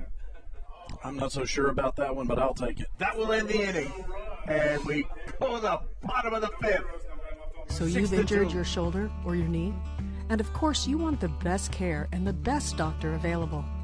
The doctor on the left treats shoulders and knees and ankles and hands, while the Mississippi sports medicine doctor on the right specializes in one body area and one area only, treating thousands of patients a year. Trust your medical care to one of our true specialists. Mississippi Sports Medicine. We specialize for you. When pirates need a feast, they sail to Mugshot's Grill and Bar. Voted best burger in Mississippi for 13 years in a row, Mugshot's proudly serves fresh, never frozen certified Angus beef. X marks the spot at 2 locations on the map, in Pearl and Riverwind Drive in the movie theater parking lot, and in Flowood on the corner of Airport Road and Lakeland Drive. You can dine in, take out, or order online and pick up curbside. Check out mugshotsgrillandbar.com. Today's game brought to you by PMB Sports.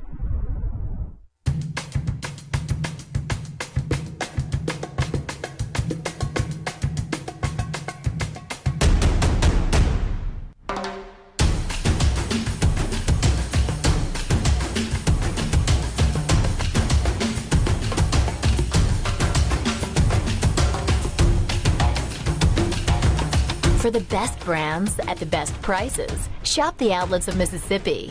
I-55 and I-20 in Pearl. Stepping to the plate at the bottom of the 5th inning for the Pirates. Number 6, Andrew Arant will lead things off for us. We got 2, 3, 4 here. We really need something started this inning. Just put a dent in it. Heart of the lineup can hopefully do some damage. But McNair has pitched well. McNair's always tend to do well in this ballpark. Isn't that right, Eric? Especially the announcer type. PA announcer for what feels like the 100th year, Eric McNair. It's been a minute or two. I'm simple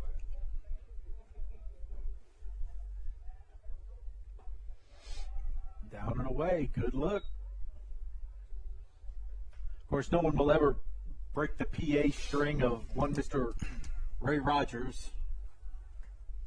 He was the Energizer Bunny for so many years.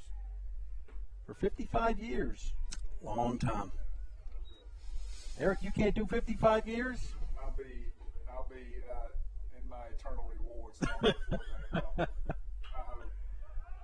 Well, that ball over towards the fence, out of play. Well, we're certainly going to miss Mr. Ray. You know, he retired, and but everybody's proud of his family, and I know that his family is proud of all the work that he did. Certainly left his mark on the Pirate youth.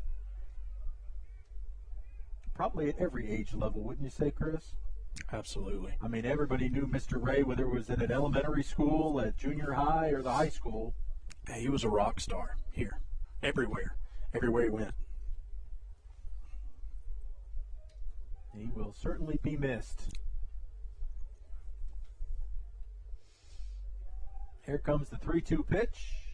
That's great. Low, and a great walk earned by Andrew.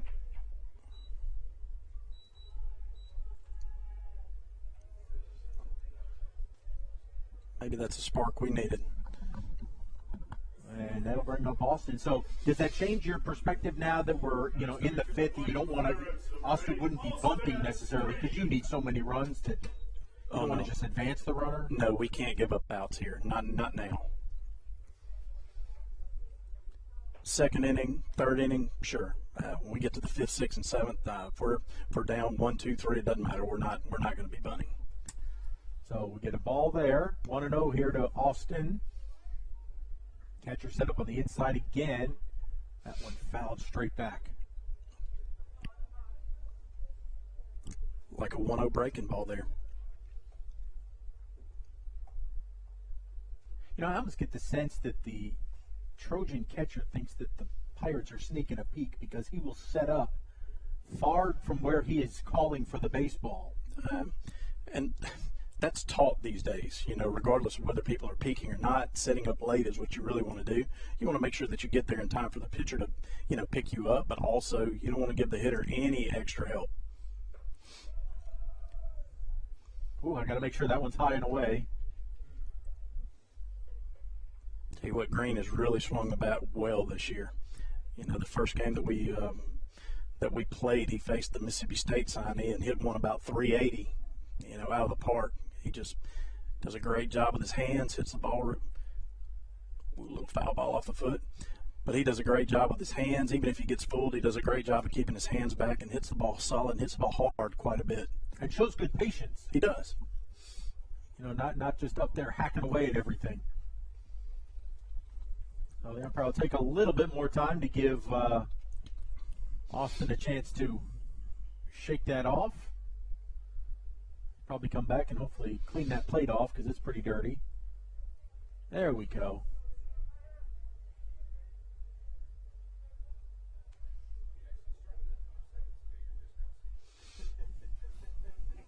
So the 2-2 pitch will be upcoming.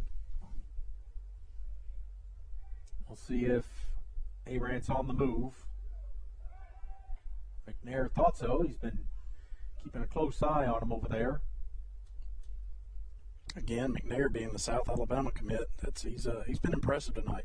We've seen some balls run up 85, 86. And that hit him on the elbow.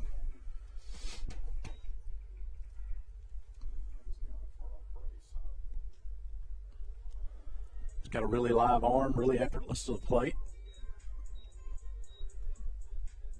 Well, we'll take a little wildness here right now. We have 2 on and nobody out. And we're going to get a visit as Conor Mchenry's coming up, and he can make this a 1-run game in a blink. Absolutely. Especially with no wind. Maybe just a touch blowing out to right. Well, we've got a moment, folks. Don't forget to go by and check the information. So right now, Coach Jones has Conor over there. They're chatting. Little mind games going on as we've got a visit out on the mound. You know, and the conversation right now is to be patient. You know, we got a leadoff walk, we got a hit by pitch. Just make sure if you're going to take your swing, you get something in your zone. And again, young hitters really struggle with that. You know, just because it's a 1-0 or a 2-0 or a 3-1 count doesn't mean that you automatically swing. You got to find something that you can handle and you can hit. Well, and the good thing is this is kind of one of our more experienced hitters, so you kind of feel good about him knowing that he's not going to just jump out at that first pitch. That's right. Got to be in his zone. All right, so here we go. And I think he's close to 70 pitches now, so he may be getting a little tired early in the season. There's the first one. And there ain't no way Conor's bunting. He showed it right there. There ain't no way he's actually going to bunt.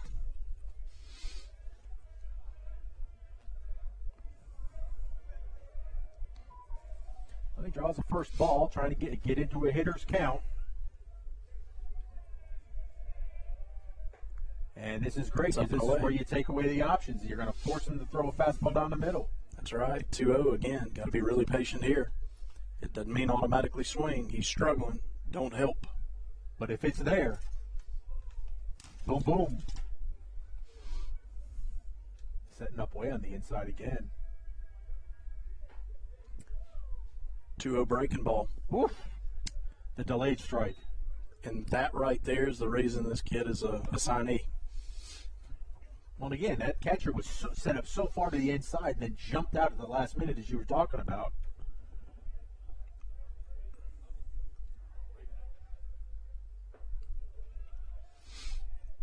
Oh, my goodness. Wow. There we go. That was even longer than before. Flash, come on, man. It's a 2-2 count. 2-2 now. It's a big pitch right here. Need a good swing. That one outside, I think. Yes, it is. We never can tell, can we? No, you'll have to wait. All right, 3-2. Here's one that I think he's probably going to want to jump on. Or will McNair try and get him to go fishing? We shall see. The 3-2 pitch. A rocket down to first. He'll advance the runners to second and third, so a good job in that regard. But, he wanted that one back. You could see Conor coming back to the dugout. He wanted that one again. Well, at the minimum, we move runners into scoring position. Maybe we can put a small dent in this. One big hit right here scores 2.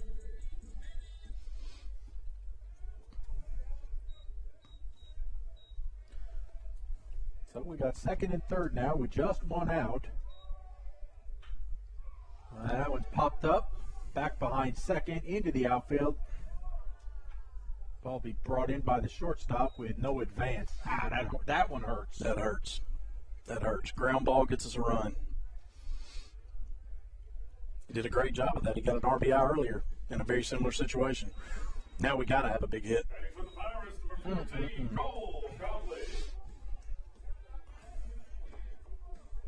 So it's up to Copley.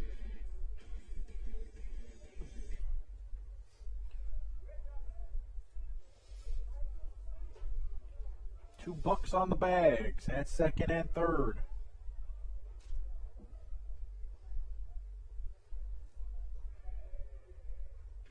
That one inside barely hit him. Griffin Dennis on deck. Be nice to get Copley on base and bring the tying run to the plate. And somebody as strong as Griffin.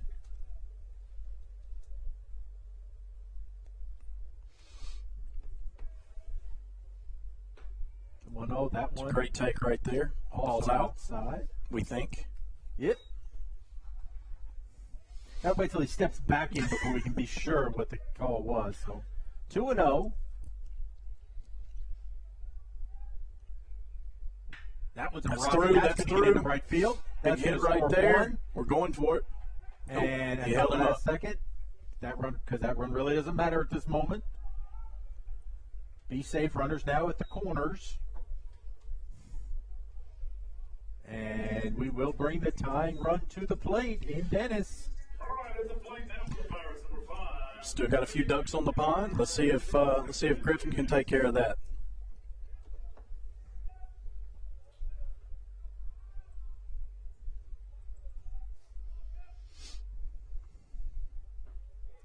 Watches that first one go in there for a strike.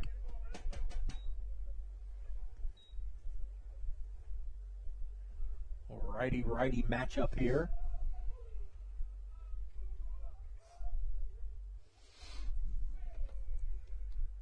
Boy, that's a shot out to short again. He's going to make the long throw. Griffin, yes, sir. And that ball's going to get away. He gets by him. Run scores, and we're going to have second and third.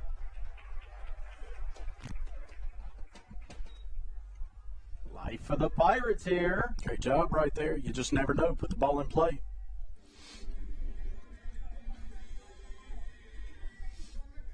So very, very nice. Next up for the Pirates. 6-4, tying run in scoring position. It will be up to Brady Boykin now. The tall right fielder. First in there for a strike.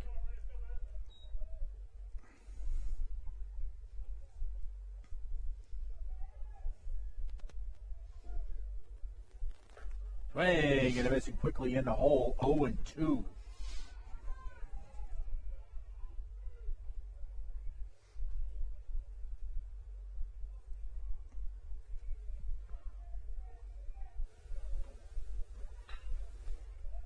What a battle.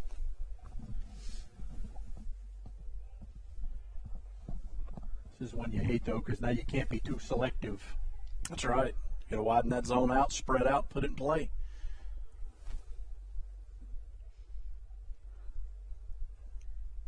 Playing him straight up across the infield.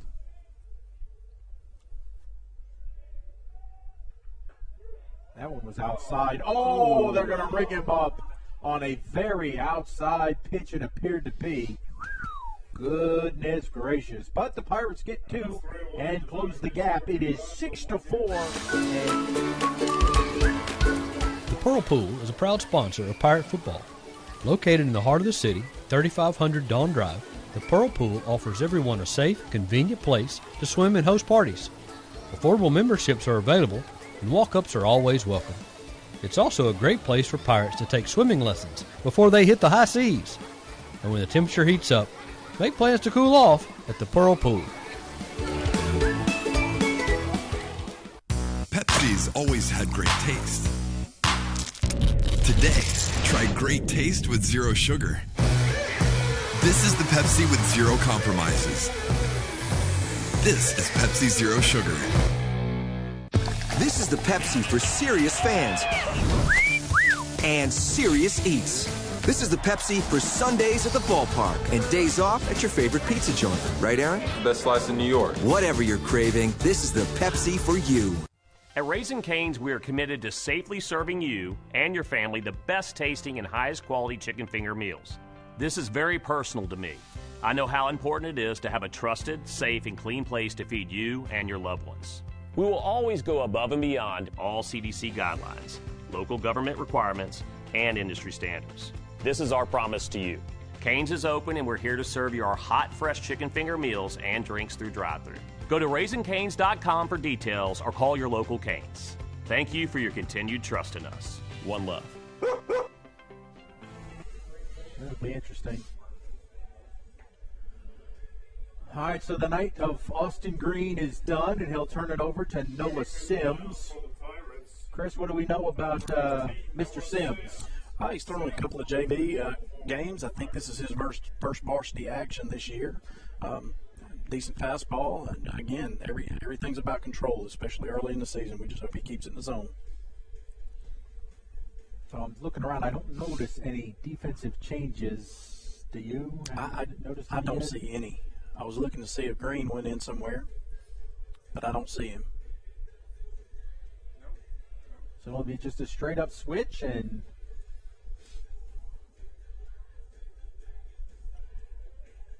we shall go on as Caden Harper will be the leadoff batter, the second baseman.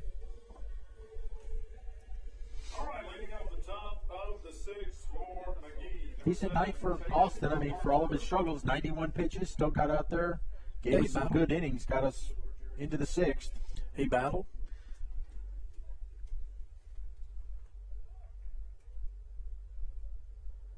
Oh, the first one. In there. Delayed strike. Right. All right. You know, Austin kept us in the game. He did a great job. We've got a chance, you know, here in the sixth inning. Try and win it late. There's the 0-1 pitch. That one's a ball. Wasn't bad. Okay, there we go. 1-1. And Pirates now 1-0 on the home schedule. All the renovations we've had to the park delayed our home opener. I was about to say in the newly renovated Pirate Park. Very nice. We tell you all get a chance to come out and see it, as we're just in the beginning stages of the baseball season. A lot of great games coming up here at Pirate Park. Certainly when we play against our district rivals. Also have a new scoreboard. I don't know if people noticed that. It looks very similar to our old one, but that's brand new. Just got put up maybe 6 weeks ago. The big question is, when are we getting the Jumbotron for the baseball? That's a great question. One I can't answer. That's above my pay grade. That one is a ball. No, it is beautiful. And that scoreboard, it really stands out more. You can read the numbers that don't run together. It's more LED now. So very, very nice. And I know we'll have some big crowds once we get the Brandons and the Northwest Rankins in here. That one, a kick save that goes off the side. Started him off great, just couldn't finish him. Well, that'll be a runner on base, something that McGee has done a lot of tonight, getting that leadoff runner on. This is where you may see a bunt, trying to get somebody, you're at the bottom of their order. Just looking for insurance now, too, right? Try to move somebody up in the scoring position, staying out of the double play. Something you need to be alive for sure. Maybe a little deep at third. Matthew locks Russell at the plate. Yep, he's squaring. And he will drop it down, and he's going to beat that out. Like I said, we were just fly like the wind. We're a little deep at third. And some may see that as a sacrifice. It's really not. He's dragging, trying to get a hit there. I mean, it was a square late, and he did square around. However, it was really, really late trying to get on base. Why give it up if you can run like that? Absolutely. That kind of speed, you're always bunting for a base hit. Oh, he is safe. And runners at first and second, nobody down. Again, may see it here too. Last time, first and second, nobody out. They did not bunt him, let him swing away, and he popped up to the infield. And here's a chance, like you said, to get back to the top of the order. That's right. With both runners in scoring position. Let him swing. Oh, big swing and a miss. Now, I think that has become a lost art, though, is the art of the bunt in trying to move players, sacrifice bunting. Right. Well, you'll see a lot of that in high school baseball for sure, and really, in the big leagues, we've seen a little bit more of that, especially from the smaller players anyway. The big leagues have gotten to the point where, we're really talking about launch angle and, exit velocities. And the difference is that they can hit 30 home runs and hit 227, but you're playing 162 games. Mm-hmm. Here, you may hit 6 home runs and hit 227, you're going to be sitting on the bench. Ring him up. Okay. Good job there. All right, so 1 down. So now we'll go back to the top of the lineup, and Chandler Pittman. Now at the plate for the Trojans, number 1, Chandler Pittman. Again, Sims hopefully going to work himself out of this mini jam he's got. Again, this would be very difficult to turn 2. Pittman runs so well. And again, Greg, I mean, what did we start off with? Leadoff walk. You know, in high school baseball, leadoff walks score around 80% of the time.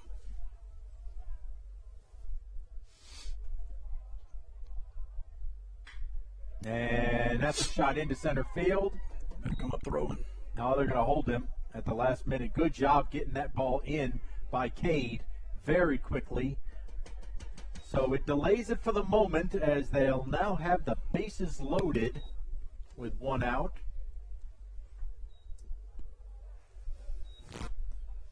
So the bags are full of Trojans. And it'll be the shortstop, Adam May.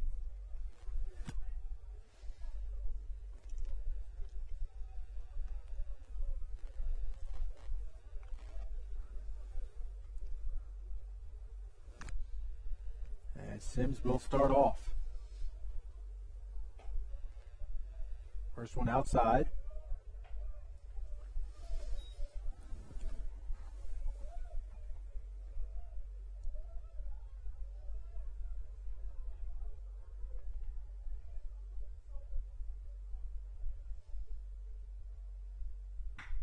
Shot down the line, foul. Just foul. That'll leave the count at 1-1.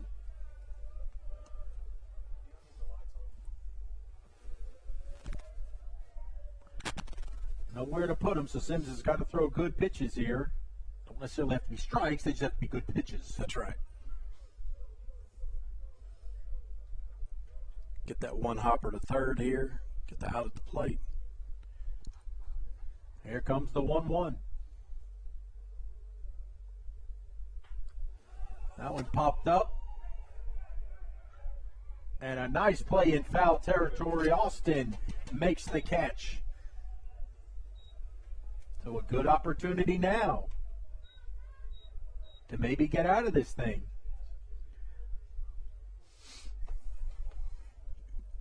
Now batting for 23, Doc McLaurin.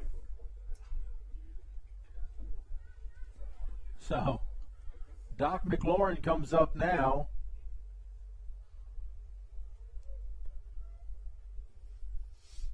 With 2 down, bases loaded. Big overhand breaking ball in there for a strike. There we go. All righty. One pitcher out of the inning here.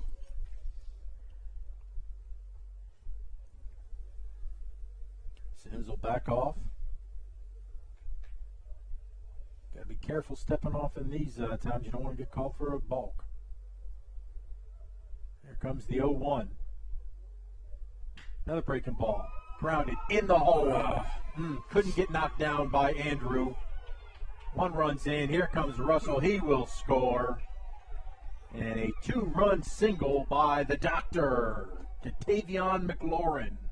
That was just out of the reach of the shortstop's glove. I mean, just out of the reach. Next up for McGee, number 4, Brennan McNair.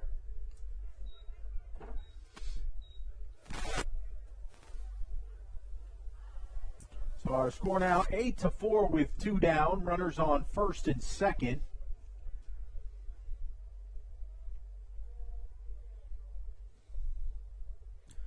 And the pitcher, Brennan McNair, back at the plate.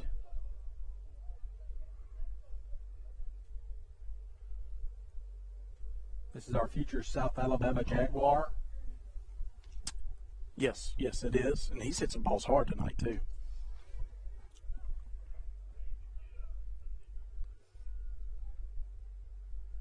Really good athlete. Runs well, got a great arm, and he's hit some balls hard tonight. Sims had wheeled around as though he was going to throw back to second. Nobody was there. I think they want to make sure they want to get on the same page. So Andrew comes in, they have a little conversation.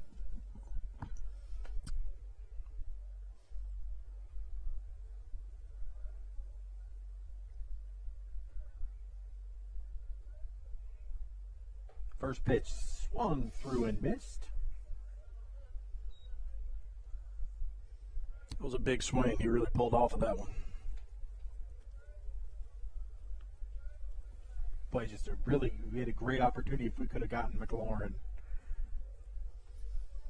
Went with those two overhand breaking balls to start the count. That one right there. Yeah, just to see an eye ground ball gets through. That's the game. Just exactly right. That's also what makes the game so great. Well, and if I don't know if Andrew would have been able to make a play even that deep in the hole, but no, certainly would have kept just let one run score. That's right.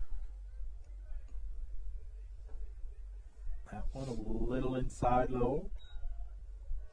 Like he crossed him up a little bit there. Conor didn't look like he was ready for that one.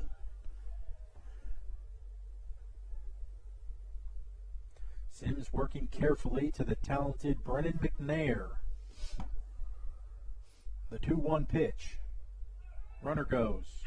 Swing, grounder to third. That's going to be off of Austin's glove. Throw into third. Should have let it come all the way through. Tough break right there. That was. Austin running toward third to try to receive a throw from the catcher, and the ball gets hit by him.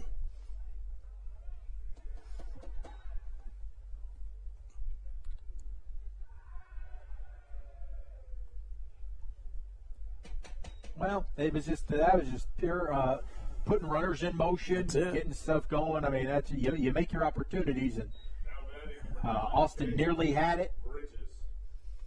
And I'll say again what I said earlier: speed never goes in a slump. No, and that's exactly what that was. If you can run, you can put people in and put people in motion quite a bit. Again, the defense has to react to that. It's really much easier to sneak a ball through the infield. So it's 10-4 now. Here in the top of the sixth. Still 2 outs. They've scored the last 3 runs with 2 outs.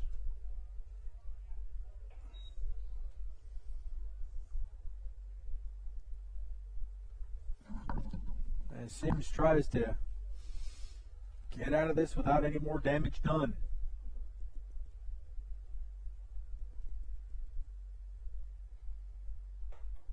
That's a good-looking pitch. In there for a strike.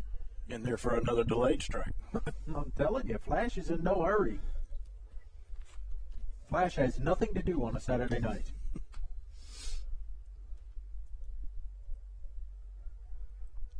Sims has it. Here comes the 1-1. That one low.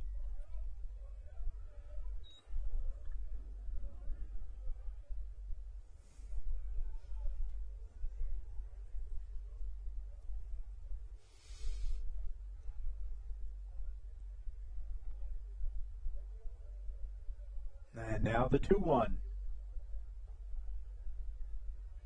I'm not sure where that was. I'm assuming low.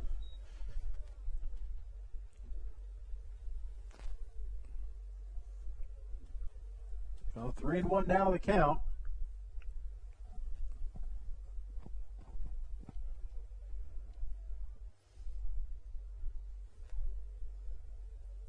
And that's just a straight walk, with first base open. Yeah. I think that's why they didn't want to challenge Bridges. Absolutely. Give him That's a anything good to call. hit. So you let him trot on down. And you set up the force at every base, too. Make the throw wherever it takes you. So now Chance McGee will step in.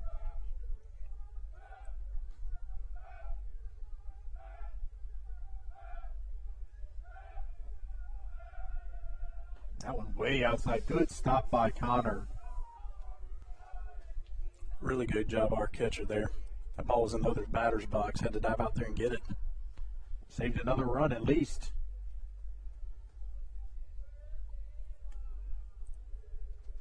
Sims now up to 26 pitches.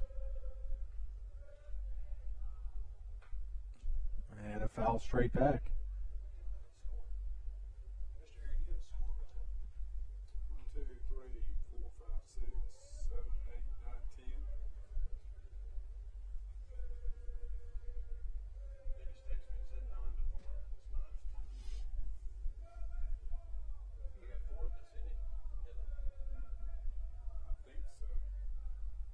Actually, I have 9-4.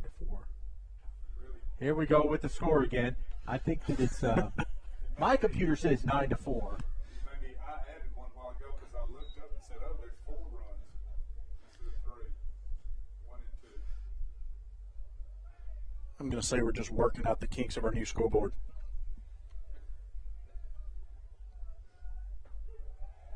And there's a called strike 3 to retire the side.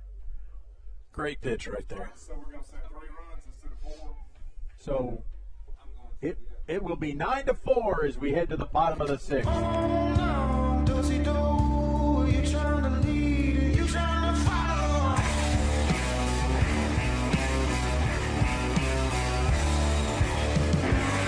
We born to be lazy. My pops told me rock and roll ain't what it used to be.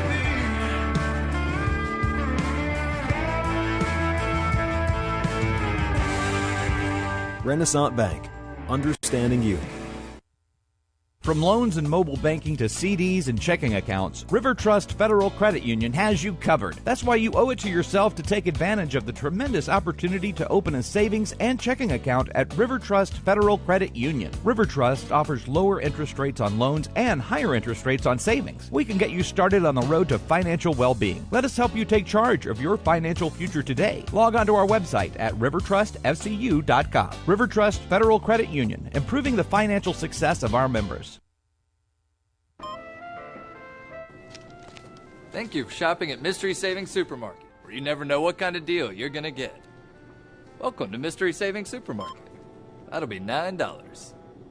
But she... Welcome to Mystery Savings Supermarket, where you never know what kind of deal you're going to get. You wouldn't put up with this at a supermarket.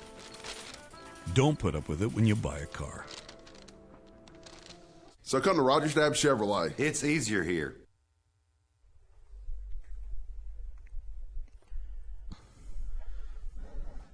Well, as we start the bottom of the 6th, Chris, it looks like we're going to be back around to the top of the lineup. We'll start with Chisholm, then back up to Dalton and Andrew. Try and make some noise and get us back close again within striking distance. Yeah, we really got to do something here. We got to get at least put a few runners on base. Put a dent in this.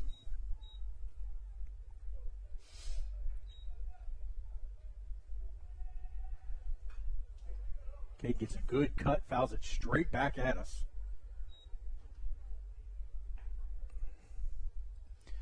Not a very good pitch to swing at. That ball was up. We need base runners.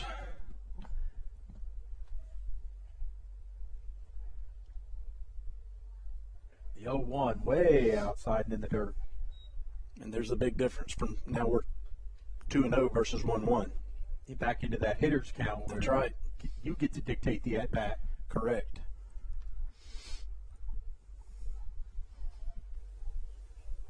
There's one to the That's back. 3-0.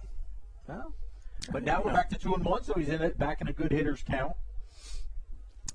Well, and the thing is, in late innings, you want to put some pitches in the pitcher's arm. You know, you're taking in those counts. Anytime that you're up, you take till you get a strike. You take when it's 2-0, 3-1. You're taking those counts unless somebody's in scoring position. That should be another called a strike. Okay, Flash. Strike looking. So 2-2 now. That is the 88th pitch for McNair. And that's going to be strike 3.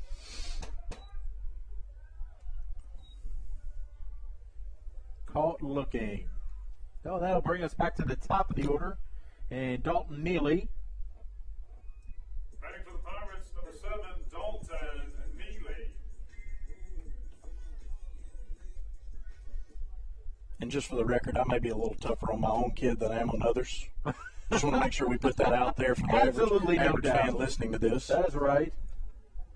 I think they understand. when those two last names match up. That first one to Dalton, a ball.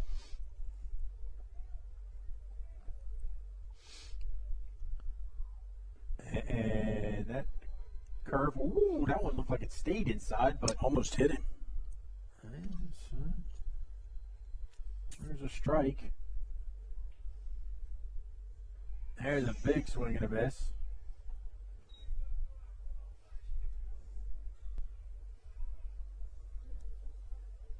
I don't know what Dalton was looking for there, but it wasn't that pitch. Now he's in there 1-2.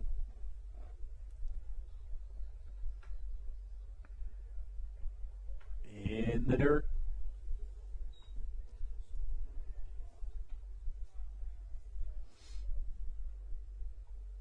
So even count, 2-2.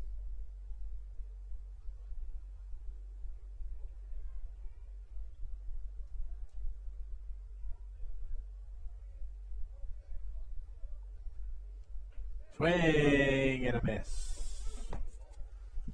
Another good pitch.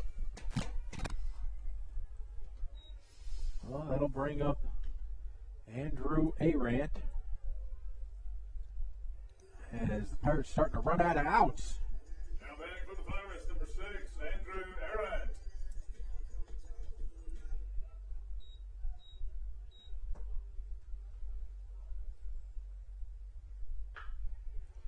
You know, it's interesting you say that. You know, most people think baseball is a game of runs, a game of hits, a game of pitches. It's not. It's a game of outs.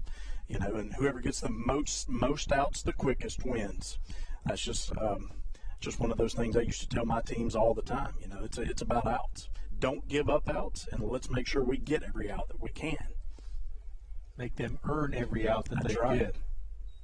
Don't want to give them away.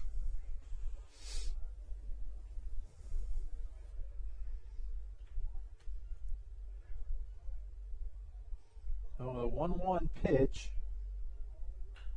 That one popped and fouled out of play off here to the right side. Tell you, McNair is still at 90. He's at 97 pitches, and I'm still seeing 83, 84, 85 running up on the gun. And again, our gun's just a little bit low, but he's still doing a good job, even late. And a check swing. Maybe? I'm going to go with ball. We're going to stay ball. I'm gonna go with ball. I still haven't seen anything yet. All right, 2-2. Make the deuces wild across the board.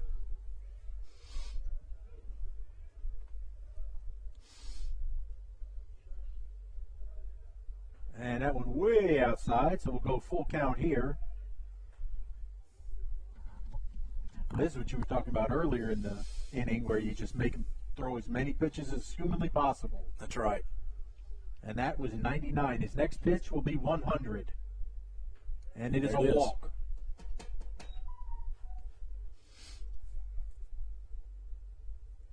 And the coach is going to the mound. So absolutely, 100 pitches. Anybody throwing down there? No. Looks like he's bringing in the shortstop. Shortstop will just come on in and warm himself up. 100 pitches and a tremendous performance by Brennan McNair.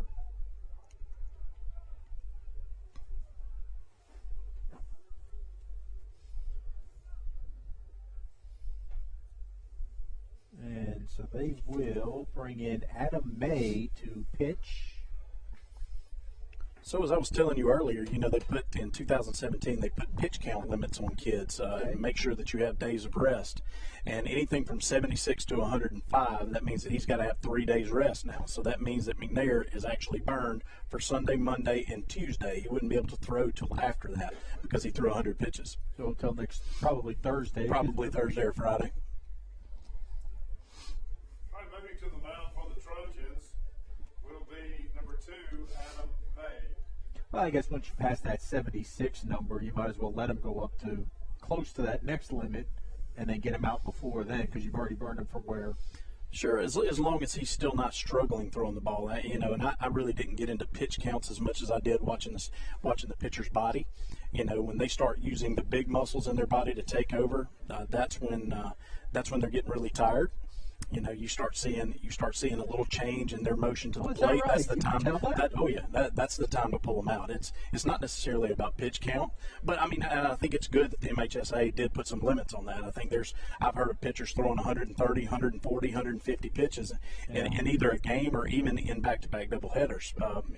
In those games. So I think it's good that it's limited, but also, if you've got a pitching coach or somebody that really pays attention to their pitchers in the bullpen, you know what their motion to the plate looks like.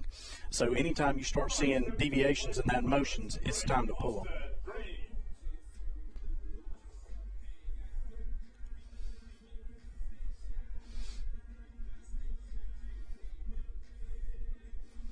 So Green did stay in the game, and he's going to hit now. I don't know what position he went to. Well, when they made the pitching change with Sims, Green did stay in there. And he promptly pops it straight up. Center fielder comes in, makes the catch, and that is how we will end the 6th inning. We go to the 7th. Pirates down 9-4.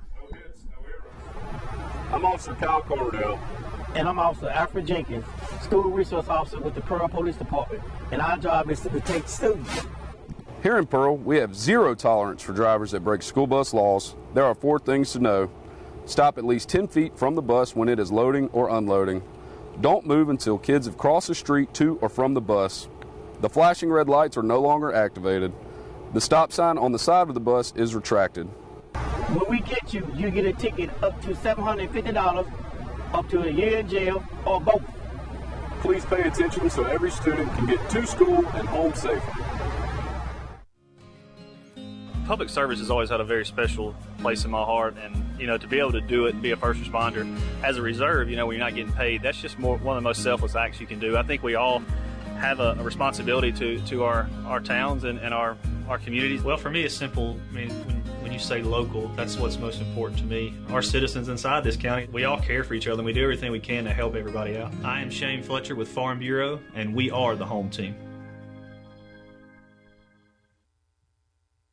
Come smile with Sky. Sky Family Dental of Pearl provides complete dental care for the entire family. Oral exams, cleanings, dentures, implants. Most insurance is accepted and financing is available. Call now to schedule your appointment. Come smile with Sky.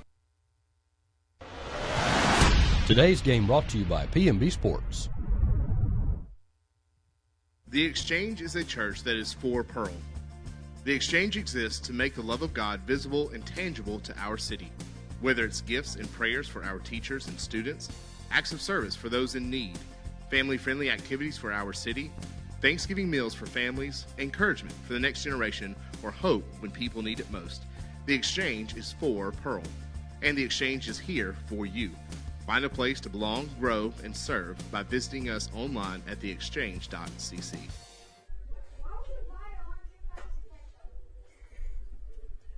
Chris, we have a new pitcher in there. Who is that now? This is Cameron Yates. Again, this is one of those guys much like Noah that's had a couple of innings in JV action. Not going to overpower you, but hopefully a guy that's going to come in and throw strikes, and maybe we'll finish up in a good way. Well, if nothing else, again, it's getting that experience that they need, live game action. Absolutely, and this is a good time to find a diamond in the rough. It's a whole lot different than having to throw to your teammates in an inter-squad scrimmage and getting to throw to other live batters. Sure. Got a first pitch strike. It's a good start.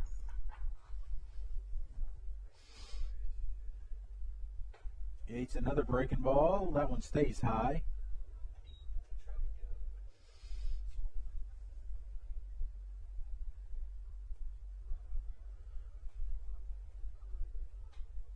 Here comes the 1-1 pitch. Good swing there, good cut, and a even better pitch.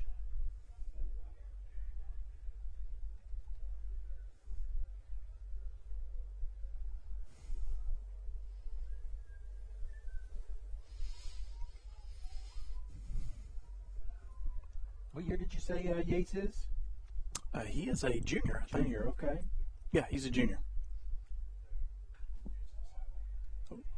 Yates is Let me rephrase. Okay. He's a sophomore. All right, so a good sophomore pitcher getting some experience here. throwing very well. Yeah, he's throwing strikes. Yeah. He's got a 1-2 count.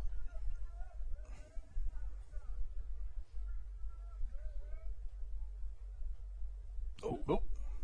I threw behind him that time as Harper just kind of stood there and let the breeze go by his back shoulder. That one made me flinch for some reason. So 2-2 now. Now he's just got him set up to go to the outside. Comes right down the middle and fouls it away. Another good pitch. Harper stays alive.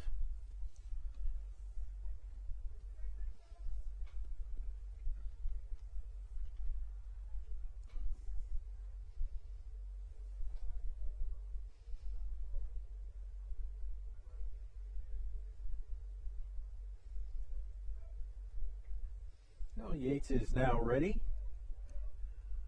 We had the 2-2. Got it. Good pitch. Ring him up. Good job. Great job. We got a leadoff out. Something we haven't seen all night. Yeah, I don't think we've seen one. You're right. I think every inning they've had the leadoff runner on. Now batting number 13, Matthew Russell. This has been a thorn in our side tonight. We have not been able to get Russell out. No. I think we've been enamored with the locks. There's a good pitch in there for a strike. For a strike. There we go.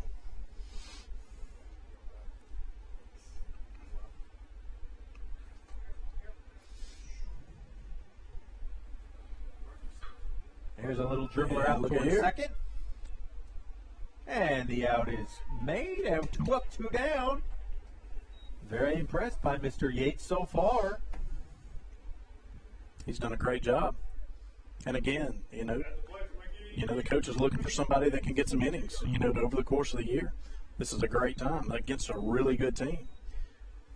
And I think you pointed it out earlier, it's just throw strikes. Let your defense help you. Just throw strikes. Let them put the ball in play. Good things are going to happen. That's right.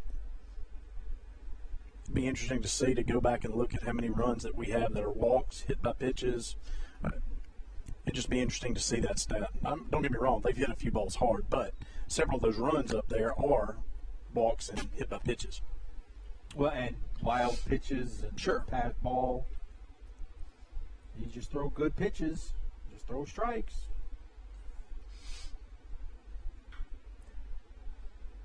Two and 0, now 2-1.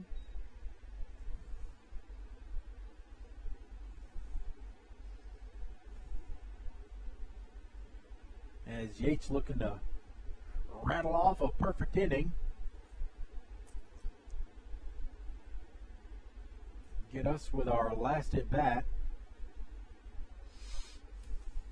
Heart of our order will be up. Yes, he did. There you go. I was helping him call that. I thank you very much, because he didn't look like he wanted to. He did not look like he wanted to. But now the deuces are wild. And time called by the catcher, Banks Teeter. Yates has got his sign. And the 2-2. Swing, grounder down to first. Neely's got it. Over to the bag, and a 1-2-3 for Mr. Yates. Great job, young Mr. man. Yates. How about that? We go to the bottom of the 7th. It starts out as one of those things you're going to do one of these days. A new town, a new adventure. When one day becomes today, we'll be there to help you write the next chapter in the book of you, with options to make your banking fit your life, no matter how much of an adventure your life may be. Trustmark. People you trust. Advice that works. Today's game brought to you by P&B Sports. Leave it up to us at Ag Up with the MVP. The powerful John Deere 303080 is priced at a low $22,995 plus 0% financing for 72 months. That's zilch. Zip. 0% for 72 months. Plus, add attachments to get the job done and save 20% off 3. Now is the time to come in to get the job done with the MVP at Mississippi Arkansas Ag. Visit us at any of our 16 locations or online at agup.com.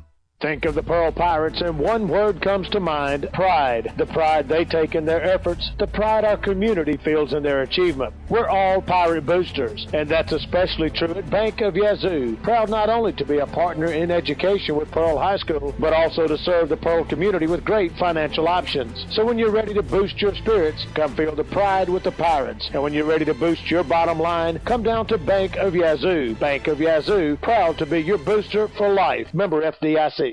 Think of the Pearl Pirates and one word comes to mind: pride. The pride they take in their efforts, the pride our community.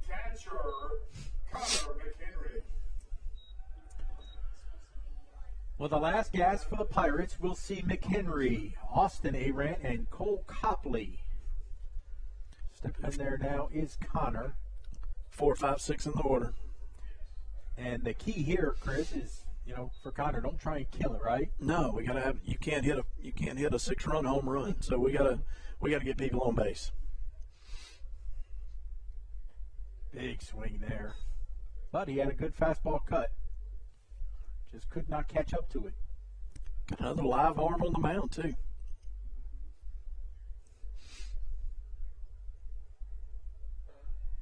So the 1-1.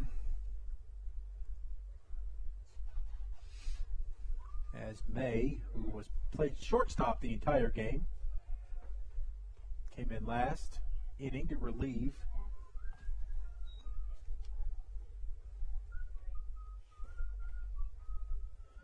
And that one gets away, goes to the backstop, and it's 2-1.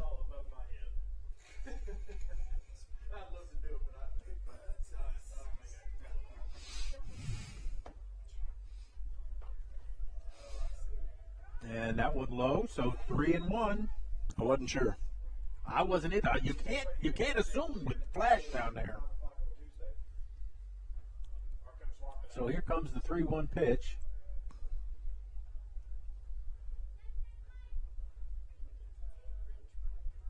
And ball 4. So there you go, Chris. The leadoff. Gotta have base runners. I'll tell you, they had a really interesting shift on there. They had their second baseman pulled over way toward right field, yet they left their shortstop at the same spot. Had a huge hole right up the middle right there. So now we'll have Austin Arant step in. Just keep the inning alive.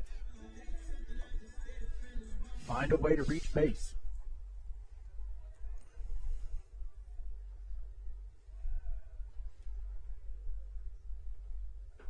First one is outside, quick throw down. That's ball 5. Again, as you said, just make him throw strikes, right? Don't swing it till. We need the crowd to turn into Texas A&M. Ball 5, ball 5. You can open your window.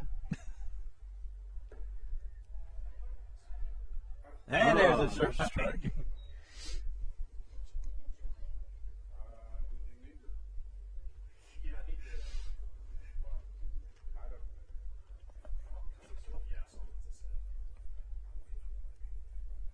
That one to the backstop. That's going to allow Moore to move on up to second. So he's thrown 6 balls and 1 strike this inning. And that one wasn't even close. No. So Andrew, Austin in a hitter's count here. Runner on second. That is in the dirt. And it is now 3-1.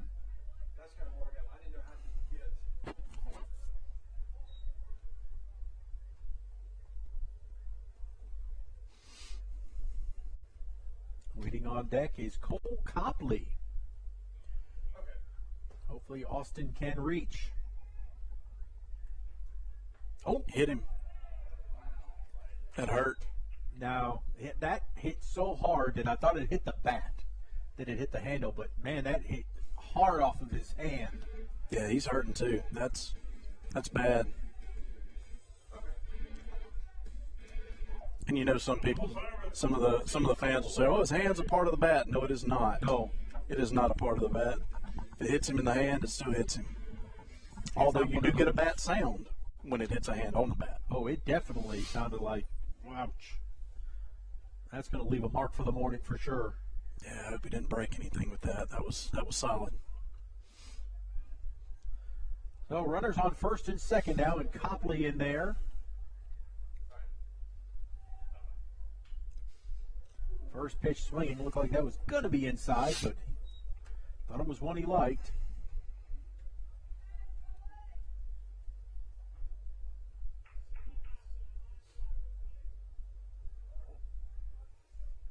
Griffin Dennis waits on deck.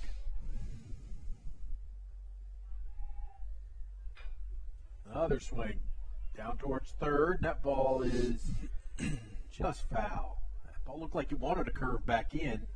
He caught that off the end of the bat. Did a little crazy spin on it. So now Copley in the hole, 0-2.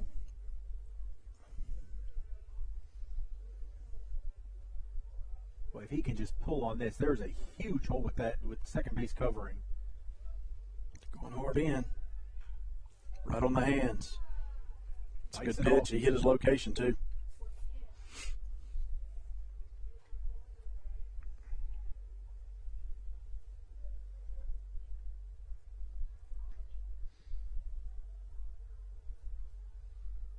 So the 0-2, Copley having to work out of a hole here.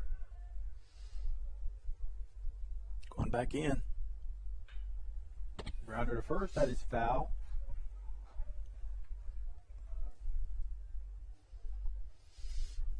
And I will notice the further into this at bat we get, you notice how Copley is getting closer and closer to the plate. Absolutely. He is really shrinking that zone down. Try to take one off the elbow or the kneecap just to get a base run, especially in an 0-2 count. Let's see how close he gets up to this time. He's a little bit further back now. He was all up on that plate last at bat. Another 0-2. Swing and a miss this time. Well, our designated hitter, Griffin Dennis, will now step in. Now batting number 5, Griffin Dennis.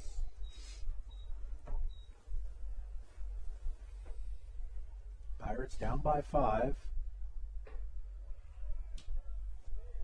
Have run number 7 potentially standing at the plate. Tying run right now sitting in the hole on the bench.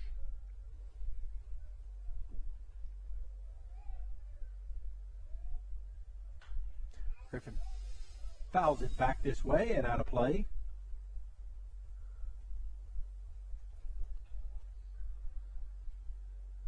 Again, Pirate baseball back in action this Tuesday night right here at Pirate Park against the Florence Eagles.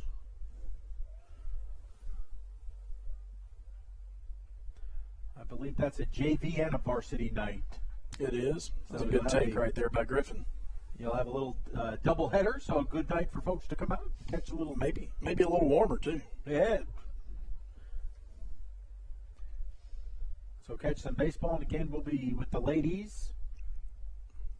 Pirate softball as they take on Brandon. Fouled back again by Griffin. Another good cut there. He's right on it. And we know that because he fouled the ball straight back. I'd like to see him split that left center gap there. A lot of room in that left center field. That left fielder's almost on the line. Yeah, but he waves at that one, and the Pirates are down to their last out. Yeah, what they typically do in late innings when you're up, they do something called no doubles. So all your outfielders are going to squeeze that line a little bit. You've always got help in the middle. You just don't have help on the sides. Good point.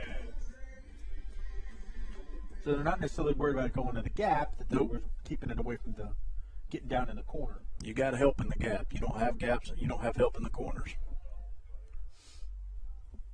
So it'll be up to Brady Boykin to extend this game. And you will usually also see your third baseman and first baseman squeeze that line a little bit too, for the very same reason. You got help toward the middle. That ball down low. See if we can't get to the younger Chisholm who waits on deck.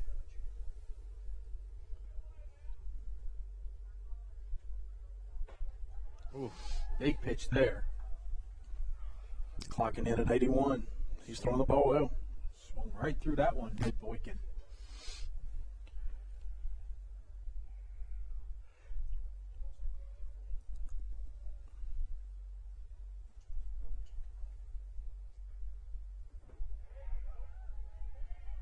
That one in there for a strike.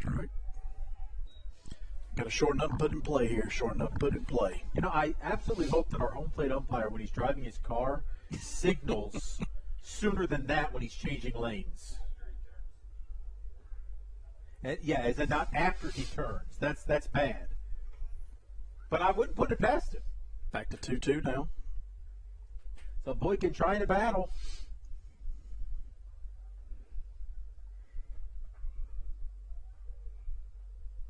Here's the 2-2. Boy, that's a strikeout to end the game as Boykin watches it go by. Well, Chris, I had fun. I'm glad you joined us. Yeah, I enjoyed it. I certainly hope that Pirates fare a little bit better. We won 1-1 today, but this was a very good McGee team, was it not? Really good team. Really good team. And, you know, we had some bright spots, too. Hit a few balls hard here and there and had a pitcher or two that battled. So maybe that's good news as we move forward. All right. Well, don't be too hard on the boy after the game.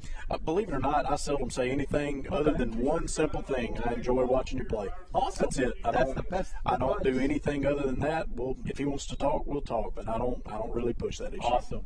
Well, you know, we will see you on Tuesday night. I know you'll be trying to pop back and forth as the ladies take on Brandon, and we've got 2 baseball games here. Should be a lot of fun. Should be. All right. Folks, that is Chris Chisholm. I'm Greg Flynn. Until Tuesday night, remember, every day.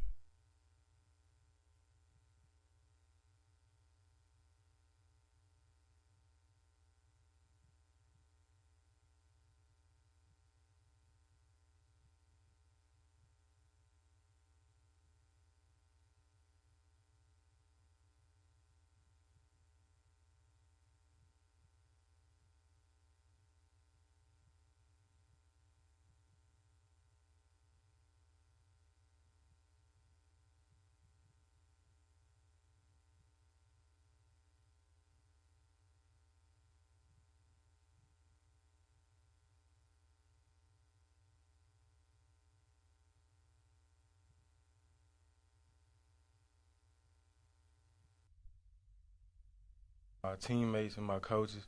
I just want to put everybody before me before I give all the, I know what I'm trying to say. Like, Absolutely. One of the biggest questions I have is when you get the football and you're running and you see a big hole that your great offensive line is opening up for you, are you looking at the end zone or who you're going to lay out first? Who I'm trying to run over first. I don't know how to tackle me. As we go forward, what are you looking forward to?